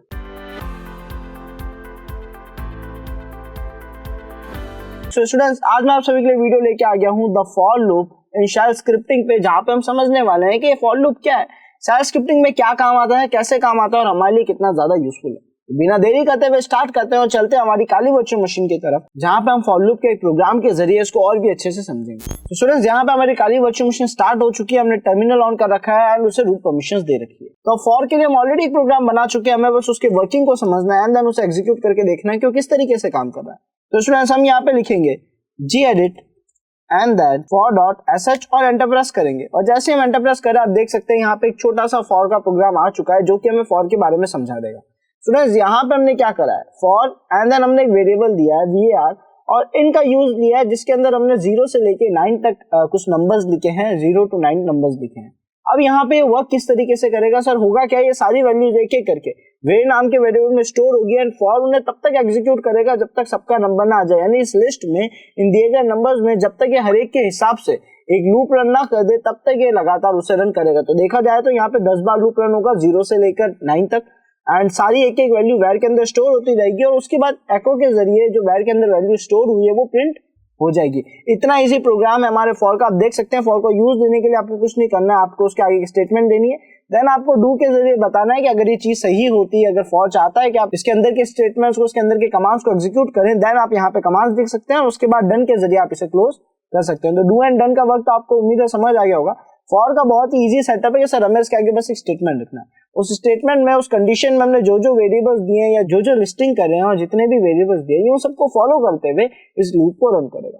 अब इसे सेव करते हैं एंड देन हम इसे करेंगे क्लोज, और उसके बाद इसको एग्जीक्यूट करेंगे। तो हम यहाँ पे इसे क्लोज कर देते हैं। एक और बात का हमें ध्यान रखना है स्टूडेंट्स, कि इस फाइल के पास एग्जीक्यूटेबल परमिशन होनी जरूरी हो। तो उसके लिए हम यहाँ पे लिखेंगे chmod +x and then for.sh, enter press करेंगे तो अब इसके पास एग्जीक्यूटेबल परमिशन आ चुकी है। ls-l स्पेस for.sh लिख के हम कंफर्म कर लेंगे कि क्या सर इस फाइल के पास एग्जीक्यूटेबल परमिशन है या नहीं है, या कौन कौन सी परमिशन है। एंटर प्रेस करा तो आप देख सकते हैं इसके पास रीड, राइट और एग्जीक्यूट तीनों परमिशंस हैं। तो आई थिंक अब हम इसे इजीली एग्जीक्यूट कर सकते हैं। इसको एग्जीक्यूट करने के लिए क्या करना है सर, हम डॉट/ या फिर बैश लिख सकते हैं। जैसे हम डॉट/ for.sh लिखेंगे और एंटर प्रेस करेंगे तो आप देख सकते हैं यहाँ पे 0 to 9 तक की जो वैल्यूज थी वो प्रिंट हो गई है। एक एक वैल्यू वेर वेरिएबल के अंदर गई, फॉर का लूप रन हुआ और उसके हिसाब से उस वेरिएबल के अंदर जो भी वैल्यू थी वो प्रिंट होती गई, और 0 to 9 तक जो नंबर्स हैं, यानी इतनी बार हमारा फॉर लूप जो है वो एग्जीक्यूट हुआ। तो उम्मीद है स्टूडेंट्स फॉर लूप का जो फंक्शनिंग आपको समझ आ गया होगा, फॉर किस तरीके से काम कर रहा है। फॉर को बस हम कुछ लिस्टिंग दे देते हैं, उसके अंदर के हर एक एलिमेंट, हर एक वेरिएबल को फॉलो करते हुए लूप को रन करते हैं। स्टूडेंट्स, आज मैं आप सभी के लिए वीडियो लेके आ गया हूँ the until loop and shell scripting. So आज हम देखने वाले हैं क्या है ये अनटिल लूप, किस तरीके से काम करता है, हमारे लिए कितना यूजफुल है एंड इसका जो सिंटैक्स है वो क्या है, इसको किस तरीके से रन करा जाता है। तो बिना देरी करते हुए चलते हैं हमारी काली वर्चुअल मशीन की तरफ एंड वहां जाके हम देखेंगे कि ये कैसे काम करेगा। तो स्टूडेंट्स यहाँ पे हमारी काली मशीन स्टार्ट हो चुकी है। हम यहाँ पे लिखेंगे gedit until.sh and enter press करेंगे और यहाँ पे मैंने एक छोटा सा प्रोग्राम लिखा है जिसके जरिए आप हमारे जो अनटिल लूप है इसकी प्रोग्रामिंग को, इसकी फंक्शनिंग को अच्छे से समझ पाएंगे। तो स्टूडेंट्स यहाँ पे हमने क्या करा है, सबसे पहले हमने प्रिंट कराया है अनटिल लूप ताकि हम बता दें कि हम किस लूप को एग्जीक्यूट कर रहे हैं। देन हमने यहाँ पे एक वेरिएबल दिया है आई जिसके अंदर हमने बाय डिफॉल्ट वैल्यू रख दी है 10, यानी इस वेरिएबल के अंदर हमने वैल्यू सेट कर दी है 10। उसके बाद हमने क्या करा सर, हमने हमारे अनटिल लूप की स्टार्टिंग करी जिसके अंदर हमने एक छोटा सा स्टेटमेंट लिखा जहां पे हमने एक छोटी सी कंडीशन दे दी जिसके अंदर हमने लिखा कि जो आई के अंदर की वैल्यू है वो इक्वल होनी चाहिए 1 के। अब जब तक ये चीज सही है तब तक हमारा अनटिल लूप जो है वो एग्जीक्यूट होगा। तो उसके अंदर मैंने यहाँ पे क्या करा है, डू के अंदर लिख दिया है कि अगर ये चीज सही है तब आपको क्या करना है। हमने एको कराया है हमारे आई वेरिएबल के अंदर की वैल्यू को जो कि कुछ भी हो सकती है अकॉर्डिंग टू डू, एंड यहाँ पे लिख दिया इज नॉट इक्वल टू 1, यानी कब तक रन होगा, जब तक ये नॉट इक्वल टू 1 है, बिकॉज ये क्या कह रहा है इक्वल टू 1 होनी चाहिए। और जैसे ही ये स्टेटमेंट ट्रू होगी यानी जैसे ही इसको नॉन जीरो वैल्यू मिलेगी ये क्या करेगा, इस लूप को एंड कर देगा। तो स्टूडेंट्स यहाँ पे बार बार ये प्रिंट होगा कि जो भी वैल्यू है इज नॉट इक्वल टू 1, कब तक, जब तक वो वैल्यू इक्वल नहीं हो जाती। और यहाँ पे हमने क्या करा, हम आई की वैल्यू जो है वो हमने -1 कर दी, यानी आई बार बार -1 की वैल्यूज में जाता रहेगा, उसकी वैल्यू जो है वो कम होती रहेगी। कब तक होगी सर, जब तक वो इक्वल टू 1 ना हो जाए। जैसे ही इक्वल टू 1 होगा ये हमें बता देगा और उस लूप को एंड कर देगा, यानी नॉन जीरो वैल्यू पे एंड करेगा। इस बात का ध्यान रखना, यही अनटिल की खास बात है। देन यहाँ पे हमने इसे डन लिख दिया, यानी इस चीज को एंड कर दिया। उसके बाद हमने यहाँ पे फाइनल प्रिंट कराया क्योंकि हमें पता है कि कब एंड होगा, ये केवल तब एंड होगा जब यहाँ पे वैल्यू जो है इक्वल हो जाएगी 1 के। तो उसके हिसाब से हमने प्रिंट कराया आई वैल्यू इज और उसके अंदर उसकी वैल्यू प्रिंट करा दी और यहाँ पे लिखवा दिया लूप टर्मिनेटेड। या फिर हम यहाँ पे ये भी लिख सकते हैं कि जो हमारी आई की वैल्यू थी वो 1 के इक्वल हो चुकी है, यानी हमें जो कंडीशन थी, जो स्टेटमेंट थी वो ट्रू हो चुकी है। तो उम्मीद है स्टूडेंट्स इस प्रोग्राम की वर्किंग आपको समझ आ गई होगी। अब हम क्या करते हैं, इसे सेव करेंगे एंड देन इसे एग्जीक्यूट करके देखेंगे कि किस तरीके से काम कर रहा है। उससे पहले हमें एक बात का ध्यान रखना है कि सर इसके पास एग्जीक्यूटेबल परमिशन हो। तो हम यहाँ पे लिखेंगे chmod +x and then file का नाम और एंटर प्रेस करेंगे और अब लिखेंगे ls-l स्पेस फाइल का नाम, ताकि हमें कंफर्म हो जाए कि इस फाइल के पास एग्जीक्यूटेबल परमिशन आ चुकी है। तो आप देख सकते हैं यहाँ पे रीड, राइट और एग्जीक्यूट तीनों परमिशन आ चुकी है। अब हम लिखेंगे $until.sh एंड एंटर प्रेस करेंगे तो आप देख सकते हैं यहाँ पे 10 में प्रिंट हुआ, 9 में भी प्रिंट हुआ, सारी वैल्यूज प्रिंट हुई एंड साथ साथ जो लास्ट हमारा एंड होने के बाद जो हमारी वैल्यू थी वो भी प्रिंट हुई। और उसके बाद हमें बता दिया गया कि ये दोनों इक्वल है, यानी हमें यहाँ पे पता पड़ गया कि अब जो वैल्यू है हमारे आई की वो 1 तक पहुंच चुकी है।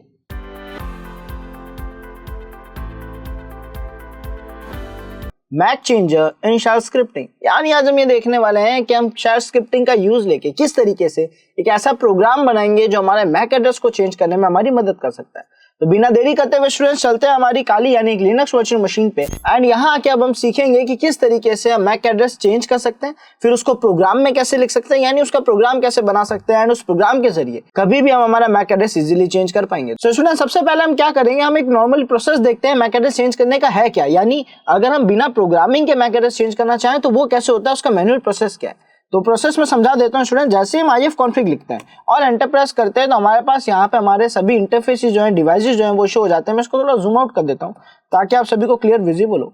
एंड यहाँ पे आप देख सकते हैं ETHER के अंदर हमारी ETH0 जो इंटरफेस है यानी इथरनेट डिवाइस का नाम जो यहाँ पे वो ETH0 है, तो हम इसी नाम से उसको डिनोट करेंगे। एंड यहाँ पे इथर के अंदर एक एड्रेस लिखा हुआ है और यही है हमारा मैक एड्रेस। हम चाहते हैं सर ये मैक एड्रेस चेंज हो जाए।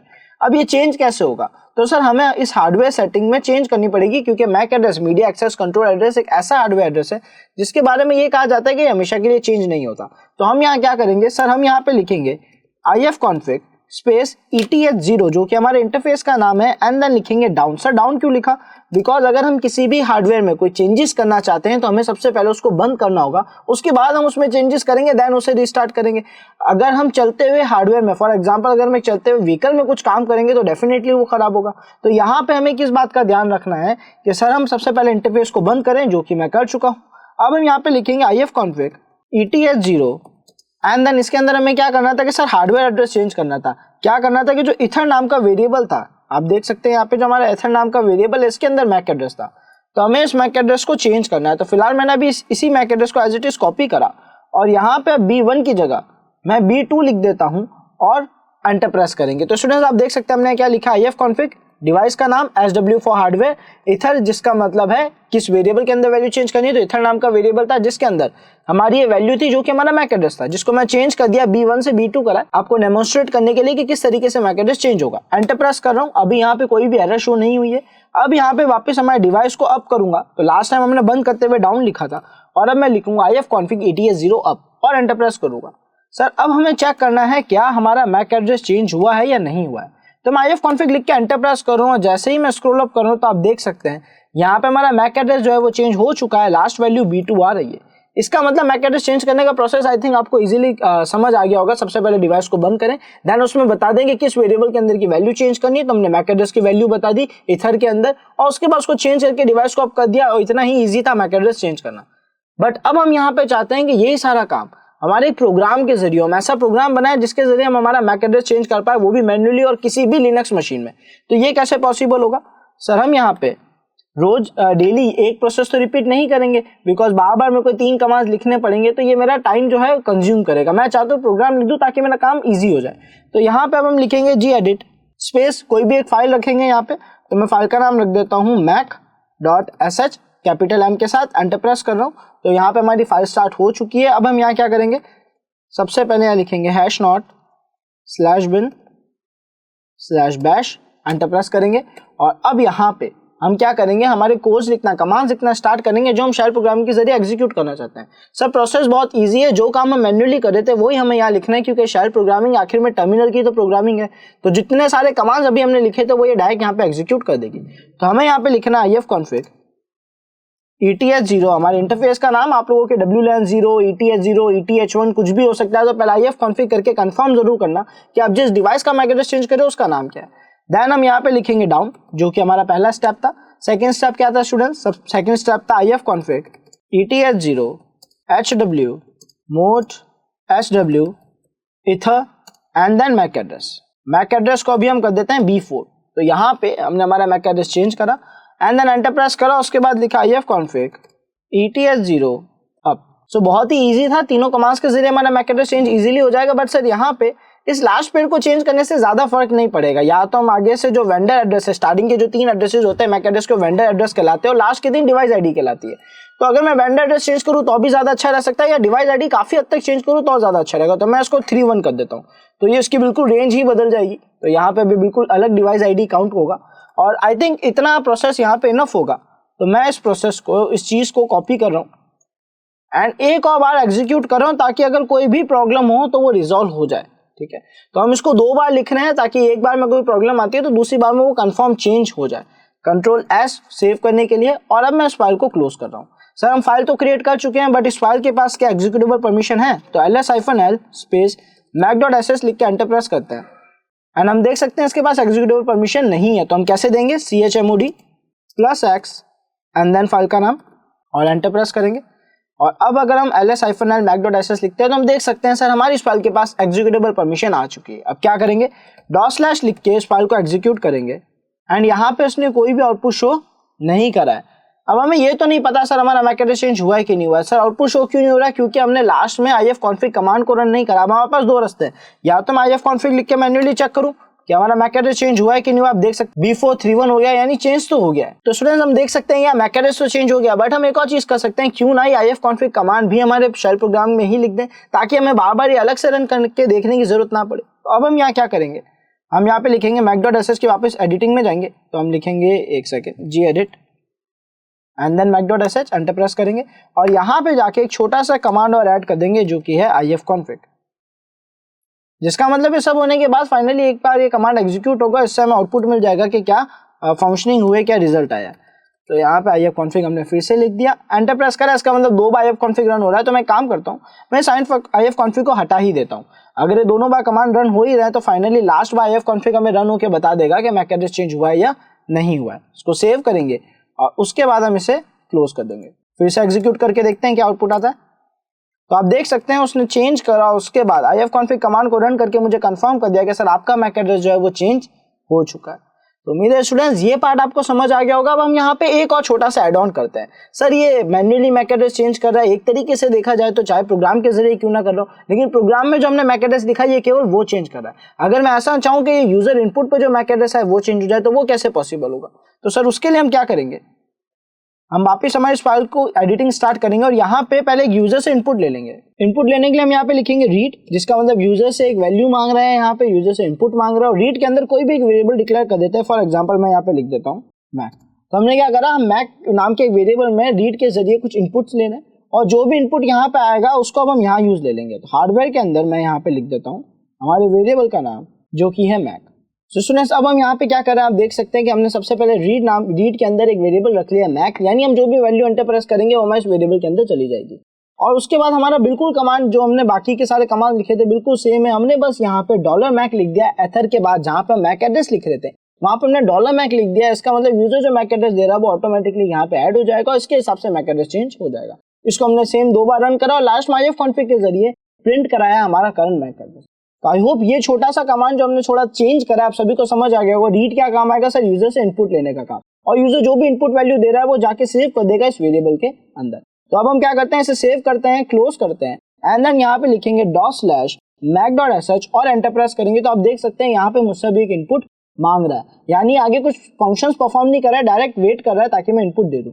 तो मैं यहाँ पे एक बार एक मैक एड्रेस लिख देता हूँ और इस मैक एड्रेस के अंदर कुछ वैल्यूज चेंज कर देता हूँ। तो वैल्यूज हम क्या कर देते हैं, वैल्यूज हम कर देते हैं A2 और चाहे तो उसके पहले की भी कोई भी वैल्यू चेंज कर सकते थे, बट हमें बस एक सही मैक एड्रेस यहाँ पे लिखना है। और जैसे ही मैंने लिख के एंटर प्रेस करा तो आप देख सकते हैं यहाँ पे IF कॉन्फिग के अंदर हमारा जो मैक एड्रेस था वो चेंज हो चुका है, जिसकी वैल्यू A2 आ रही है। तो उम्मीद है स्टूडेंट्स आपको मैन्युअली मैक एड्रेस चेंज करना वो भी एक अच्छे प्रोसेस के साथ, शेल प्रोग्रामिंग के साथ समझ आ गया होगा।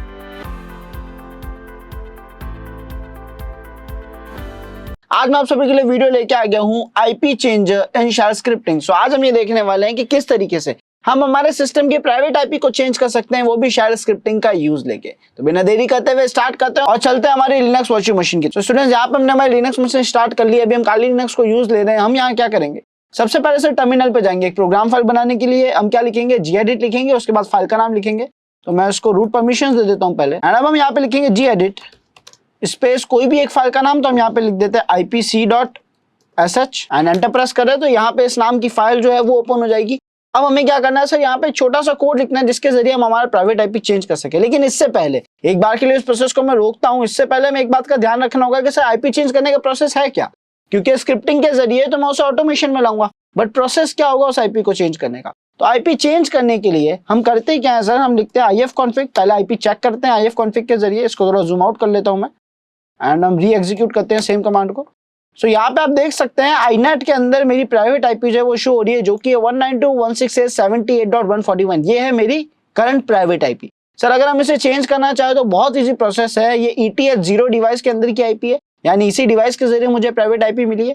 तो मैं यहाँ पे लिखूंगा IF config ETH0 and then जो भी IP मैं रखना चाहता हूँ, जैसे 192.168.78.140 एंड एंटर प्रेस करा तो यहाँ पे इसने मुझे कोई भी एरर शो नहीं करा। अब मैं फिर से IF कॉन्फिग रन करूंगा और स्क्रॉल अप करके देखूंगा कि क्या मेरी प्राइवेट IP चेंज हुई है या नहीं हुई है। तो आप देख सकते हैं मेरी प्राइवेट IP यहाँ पे चेंज हो चुकी है। बस इतना इजी प्रोसेस था प्राइवेट IP चेंज करने का। अब हम बस ये देखना चाहते हैं कि इसी को मैं प्रोग्रामिंग के जरिए, शेल प्रोग्रामिंग के जरिए कैसे अच्छे से ऑपरेट कर सकता हूँ, ताकि बार बार मुझे कमांड्स एग्जीक्यूट करने की जरूरत ना पड़े और मैं जो प्राइवेट IP चाहूँ वो मैं सिस्टम को अलॉट हो जाए। तो उसके लिए हम क्या करेंगे, फिर से एडिटिंग में जाते हैं, फाइल क्रिएट करते हैं gedit ipc.sh करके और यहाँ पे इसके अंदर हम यहाँ लिख देते हैं #bin/bash एंड यहाँ पे अब हम लिखेंगे वो कमांड्स जिनके जरिए हम IP चेंज करने वाले। सबसे पहले हम क्या करते थे, IF कॉन्फिग लिख के कंफर्म करते थे कि हमारी IP क्या है। तो अभी तो उसकी जरूरत नहीं पड़ेगी क्योंकि हमें पता है IP कुछ भी, हमें तो उसे चेंज करना है।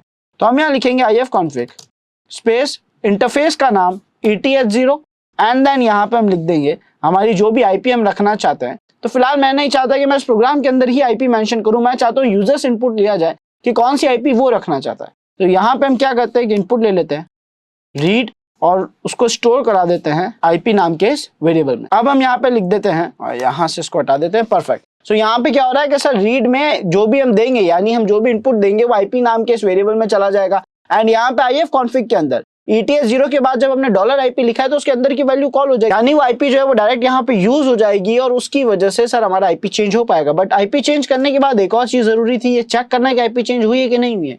तो अब हम यहाँ पे लिखेंगे ifconfig एंड एंटर प्रेस कर देंगे। तो इसका मतलब क्या है कि सर यहाँ पे एग्जैक्टली क्या होने वाला है, सबसे पहले हमसे एक इनपुट मांगा जाएगा जिसमें हम जो भी इनपुट देते हैं वो IP नाम के वेरिएबल में स्टोर हो जाएगा।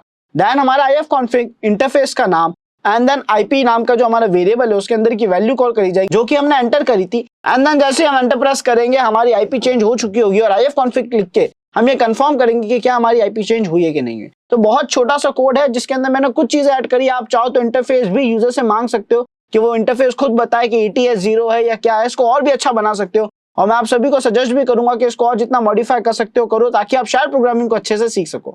ठीक है, तो मैं इसको यहाँ पे सेव कर लेता हूँ एंड सेव करने के बाद क्लोज करते हैं। सर सबसे जरूरी बात कि इस फाइल के पास एग्जीक्यूटेबल परमिशन होनी चाहिए, एक बार देख लेते हैं अभी है कि नहीं है। सो आप देख सकते हैं इसके पास एग्जीक्यूटेबल परमिशन नहीं है, तो हम यहाँ लिखेंगे chmod+x एंड देन फाइल का नाम। और अब यहाँ पे फिर से इस कमांड को रन करके देख रहे हैं तो हम देख पा रहे हैं कि इस फाइल के पास एग्जीक्यूटेबल परमिशन आ चुकी है। तो अब हम क्या करेंगे स्टूडेंट्स, यहाँ पे लिखेंगे $/ और फाइल को एग्जीक्यूट करेंगे और एंटर प्रेस करेंगे। तो यहाँ पे अभी क्या कर रहा है स्टूडेंट्स, हमसे ही IP मांग रहा है। तो हम सबसे पहले यहाँ पे IP मेंशन करेंगे तो 192.168.70। अब 140 तो हमने लास्ट टाइम रखा था तो मैं इसको रख देता हूँ 135। एंटर प्रेस करता हूँ तो यहाँ पे इसने ifconfig कमांड फिर से रन भी करा और देख सकते हैं हमारी जो IP वो चेंज हो चुकी है, हमारी IP आ चुकी है 192.168.78.135। सो इसी तरीके से स्टूडेंट्स हम एग्जैक्टली हमारी IP चेंज कर सकते हैं। अब यहाँ पे छोटे छोटे मॉडिफिकेशंस और करते हैं इस प्रोग्राम को और भी अच्छा बनाने के लिए, बिकॉज सर यहाँ पे और भी बहुत सारा ऐसा डेटा शो हो रहा है जो हमारे काम का नहीं है। तो अब हम क्या करेंगे, यहाँ पे जो हमारे काम का डेटा है केवल वही प्रिंट करेंगे ताकि हमें पता पड़ जाए डायरेक्ट कि हमारी IP चेंज हुई है या नहीं हुई है। तो इसके लिए हमें इस लाइन में कुछ यूनिक वर्ड ढूंढना होगा। जैसे inet जो है वो यूनिक है, एक तो inet 6 है और एक inet है। तो आई थिंक inet वर्ड जो है वो यहाँ पे यूनिक है, ये हमारे काम आ सकता है। एंड इसके अलावा हमें यहाँ पे कुछ और खास ऐसा दिख नहीं रहा है, तो हम एक बार inet वर्ड को ही उठाते हैं और देखते हैं इससे कितना डिफरेंस आ सकता है। हमारे पास हालांकि 2 inet वर्ड है, एक तो एलोस लोकल होस्ट के अंदर है और एक ETS 0 के अंदर है। आई थिंक इतना तो चल जाएगा, इसको और भी मॉडिफाई कर सकते हैं, बट मैं चाहता हूँ हम धीरे धीरे प्रैक्टिस करें इस चीज की। फिलहाल हम जाते हैं इस फाइल की एडिटिंग में एंड यहाँ पे मैं क्या करने वाला हूँ स्टूडेंट, जब हम लास्ट में फाइनली ifconfig कमांड रन कर रहे हैं तो मैं चाहता हूँ कि केवल जो IP मैंने चेंज करी है उससे रिलेटेड कंटेंट ही शो, इतनी सारी डिटेल शो ना हो। तो मैं यहाँ पे एक पाइपिंग लगाऊंगा जिसका मतलब है कि इसके लेफ्ट हैंड साइड में लिखा हुआ सारा जो आउटपुट जनरेट होगा वो राइट हैंड साइड के लिए डायरेक्ट इनपुट बन जाएगा। और यहाँ पे लिखूंगा ग्रीप, जिसका मतलब एक तरीके से सर्च करके उठा लेना, कैच कर लेना। तो यहाँ पे क्या करेगा, इसको जहां भी इसके आगे लिखा हुआ वर्ड मिलेगा ये केवल वही ही लाइन शो करेगा। और यहाँ पे लिख देता हूँ inet, स्पेस दे देता हूँ ताकि वो inet को कंप्लीट एक ही माने inet 6 ना दिखाए। और आई थिंक यहाँ पे अभी सही काम करेगा। इसको सेव करते हैं एंड देन एग्जिट करके देखते हैं और एग्जीक्यूट करके देखते हैं कि ये कैसा काम करेगा। तो हमसे यहाँ पे एक IP मांगी जा रही है 192.168.78.136। एंटर प्रेस करा हमने तो आप देख सकते हैं यहाँ पे केवल वही लाइंस प्रिंट हो रही है जिनमें inet लिखा हुआ था। तो इस तरीके से हमारा आउटपुट पहले से और अच्छा हो गया और जिसमें हमारी IP जो है करंट IP वो भी हमें यहाँ पे शो हो रही है। अब हम इसको और भी सही बना सकते हैं, एग्जैक्ट कुछ ऐसी चीजें लिख के जिससे हमारा रिलेटेड कंटेंट ही है। फॉर एग्जाम्पल अब हम यहाँ क्या कर सकते हैं कि सर अगर हमें हमारी IP देखनी थी कि वो चेंज हुई है कि नहीं हुई है तो हम यहाँ पे लिखते हैं, बहुत ही इजी प्रोसेस। इसको हम एक और अच्छे तरीके से कर सकते हैं कि ग्रीप के अंदर अगर हम $IP लिख दें तो आई थिंक यहाँ पे और भी अच्छा काम करेगा। सो यहाँ पे स्टूडेंट्स अब क्या होगा कि यूजर ने जो भी IP दी थी उसी IP को सर्च करके दिखाएगा कि वो किस लाइन में लिखी हुई है। तो आई थिंक ये हमारे लिए बहुत भी अच्छा आउटपुट जनरेट कर देगा। इसको सेव करते हैं एंड देन क्लोज करते हैं और फिर से एग्जीक्यूट करते हैं। सो स्टूडेंट्स आप देख सकते हैं अब ये केवल वो ही लाइन प्रिंट कर रहा है जिसके अंदर हमारी वो IP आई थी। इसी तरीके से आप कुछ और भी मॉडिफिकेशंस कर सकते हैं, बाकी डेटा को भी हटा सकते हैं, चाहे तो नहीं भी हटाएं। तो स्टूडेंट्स ये हमारे लिए काफी यूजफुल हो सकता है। ये IP चेंज करना नहीं, shell programming students, because shell programming के जरिए हम हर वो काम जो मैन्युअली करते थे, किसी सॉफ्टवेयर के जरिए करते थे, अब वो हम एक प्रोग्राम लिख के एक बार थोड़ी सी मेहनत करके उसको ऑटोमेशन में ला सकते हैं, जिससे हमारा काफी टाइम सेव भी होगा और हम काफी एफिशिएंट वर्क कर पाएंगे, एरर फ्री वर्क कर पाएंगे।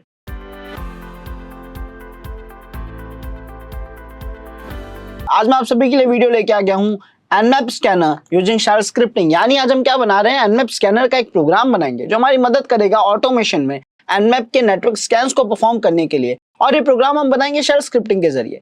तो तो आइए देखते हैं क्या है ये प्रोग्राम, कैसे हमारे काम आ सकता है, और इसको यूज लेते लेते स्टूडेंट्स हम ये बात अच्छे से समझ जाएंगे कि शेल प्रोग्रामिंग के जरिए हम हमारे सभी ऑपरेशंस को, सभी टूल्स को यूज ले सकते हैं। तो स्टूडेंट्स बस उन टूल्स के कमांड्स और उनके यूज लेने के तरीके बदलने वाले हैं, अदरवाइज जो हमारा प्रोग्राम का फॉर्मेट है बिल्कुल सेम रहेगा। तो आई थिंक इसकी वजह से हम काफी सारे प्रोग्राम्स खुद से भी बनाना सीख जाएंगे। तो बिना देरी करते हुए चलते हैं हमारी काली वर्चुअल मशीन की तरफ, जहां पे हम जाके इस प्रोग्राम को एग्जीक्यूट करके देखने वाले। तो स्टूडेंट्स यहाँ पे हमारी काली वर्चुअल मशीन में मैंने रूट टर्मिनल ओपन कर लिया है, और अब मैं यहाँ क्या करूंगा, मैं सबसे पहले एडिट करूंगा अपनी एक फाइल को जिसमें एनमैप के स्कैनिंग का मैंने कुछ कमांड्स पहले से, कुछ प्रोग्रामिंग पहले से कर ली है, एंड उसके अंदर हम कुछ चेंजेस भी करने वाले हैं, उसको समझने भी वाले हैं कि प्रोग्राम हमसे क्या चाह रहा है।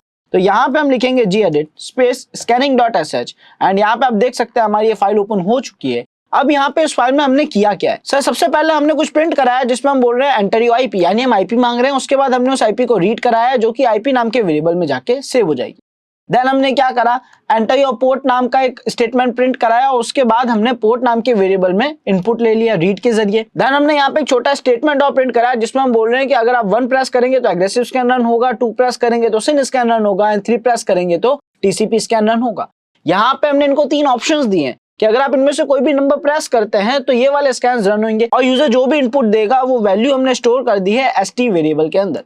तो यहाँ पे आई थिंक ये पार्ट आप सभी को अच्छे से क्लियर होगा। उसके बाद हमने क्या करा, हमने इफ कंडीशन को स्टार्ट करा, एंड उसके अंदर हमने $st यानी st के अंदर की वैल्यू कि अगर वो 1 है, 2 है या 3 है, क्या है, अगर वो इक्वल्स टू -eq का मतलब आई थिंक आपको पता होगा अच्छे से, इक्वल्स टू है, अगर वो 1 है यानी यूजर ने अगर 1 इनपुट दिया है, तो उस केस में हमने यहाँ पे डायरेक्ट nmap का जो कमांड था वो लिख दिया, जिसमें हमने लिखा nmap -a for aggressive scan. उसके बाद $ip जो कि हमारे यूजर ने आईपी इनपुट करी थी वो यहाँ आ जाएगी, -p यानी पोर्ट, और उसके बाद हमने $port यानी जो पोर्ट्स यूजर ने मेंशन करी है वो यहाँ पे आ जाएगी, जितनी स्कैन करनी है या जो स्कैन करनी है। एंड यहाँ पे हमने पाइपिंग यूज लेके लिखा है ग्रिप ओपन, जिसका मतलब है कि यहाँ से जो भी आउटपुट जनरेट हो रहा है उसमें से केवल वही लाइन प्रिंट हो जिसके अंदर ओपन आ रहा हो, जिस लाइन में ओपन वर्ड यूज हो रहा हो केवल वही लाइन प्रिंट हो। ये हमने यहाँ पे कर दिया ताकि आउटपुट जो है वो थोड़ा सही आए, हमें इजीली समझ में आ पाए, और काफी ज्यादा फिल्टर्ड आए, ताकि हमें अच्छे से सारी चीजें एक्सप्लेन हो जाए।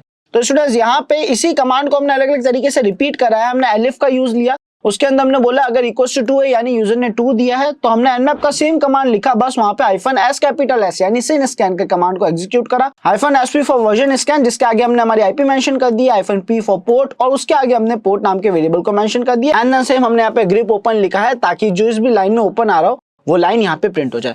As it is third step में भी हमने करा, जहां पे कुछ ज्यादा चेंज नहीं है, छोटा सा एक माइनर सा चेंज है जिसमें हमने -st लिखा है यानी टीसीपी स्कैन। तो स्टूडेंट्स ये 3 स्कैन अभी हमने मेंशन करें, आप जितना बड़ा चाहो इस प्रोग्राम को बना सकते हो, और जितना अच्छा चाहो उतना बना सकते हो। फिल्टरिंग जो है वो डेटा की जो आउटपुट आ रहा है उसको और भी अच्छा फिल्टर कर सकते हो, ये सारी चीजें आप इजीली अप्लाई कर सकते हो। आपको बस यहाँ पे थोड़े एफर्ट्स डालना है।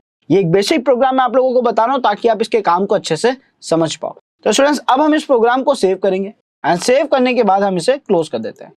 तो यहाँ पे एग्जीक्यूटेबल परमिशन इस प्रोग्राम के पास है, हम इसे रन करेंगे $scanning.sh, एंटर प्रेस करें तो यहाँ बोल रहा है एंटर योर आईपी, यानी अपनी आईपी एंटर करी जाए।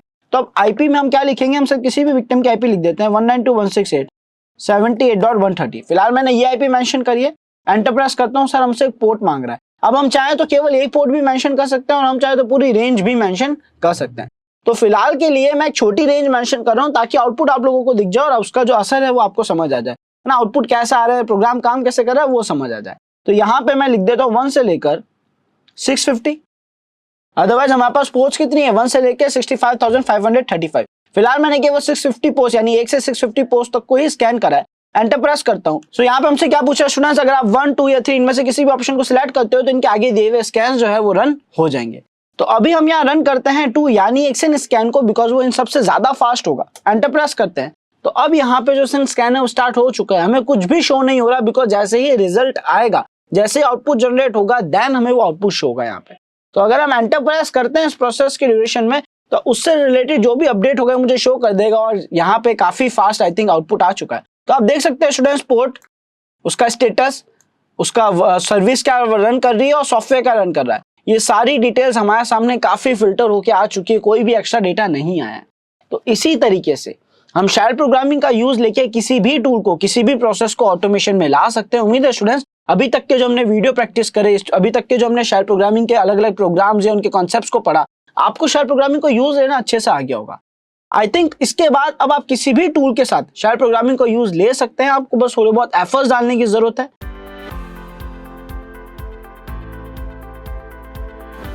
आज मैं आप सभी के लिए वीडियो लेके आ गया हूँ monitor mode switcher using shell scripting. यानी आज की इस वीडियो में हम एक ऐसा प्रोग्राम बनाने वाले हैं जो हमारे वाईफाई अडेप्टर को मॉनिटर मोड में स्विच करने में हमारी मदद करेगा। एंड इस वीडियो में एक और खास बात है कि ये काम हम फंक्शंस बना के करेंगे। तो बिना देरी करते हुए चलते काली मशीन की तरफ और देखते हैं कि किस तरीके से हम बहुत ही इजीली शेल प्रोग्रामिंग का यूज लेके ये स्क्रिप्ट बना पाएंगे। तो स्टूडेंट्स, यहाँ पे हमने हमारी काली वर्चुअल मशीन ऑन कर ली है एंड इसके अंदर टर्मिनल यहाँ पे रूटेड परमिशन में है। अब हम क्या करेंगे सर, सबसे पहले एक फाइल एडिट करेंगे। तो मैं लिख रहा हूँ gedit monitor.sh, जिसके अंदर मैं ऑलरेडी एक प्रोग्राम बना चुका हूँ मॉनिटर बोर्ड में कन्वर्ट करने के लिए फंक्शंस का हेल्प लेके। आइए समझते हैं ये क्या है और कैसे काम करेगा। तो स्टूडेंट्स, यहाँ पे हमने सबसे पहले क्या करा आपको पता है। तो स्टूडेंट्स, यहाँ पे हमने सबसे पहले #bin/sh ऐड कर दिया है। देन हमने लिखा echo for monitor mode press 1, यानी हमने एक स्टेटमेंट प्रिंट करा है जिसमें हम बोल रहे हैं कि अगर आपको मॉनिटर मोड में कन्वर्ट करना है, मॉनिटर मोड यूज लेना है तो प्रेस 1 करिए। यहाँ पे हमने यूजर से इनपुट ले लिया जो कि स्टोर हो गया नो नाम के वेरिएबल में। उसके बाद हमने यहाँ पे आप देख सकते हैं मॉनिट नाम का एक फंक्शन बनाया है।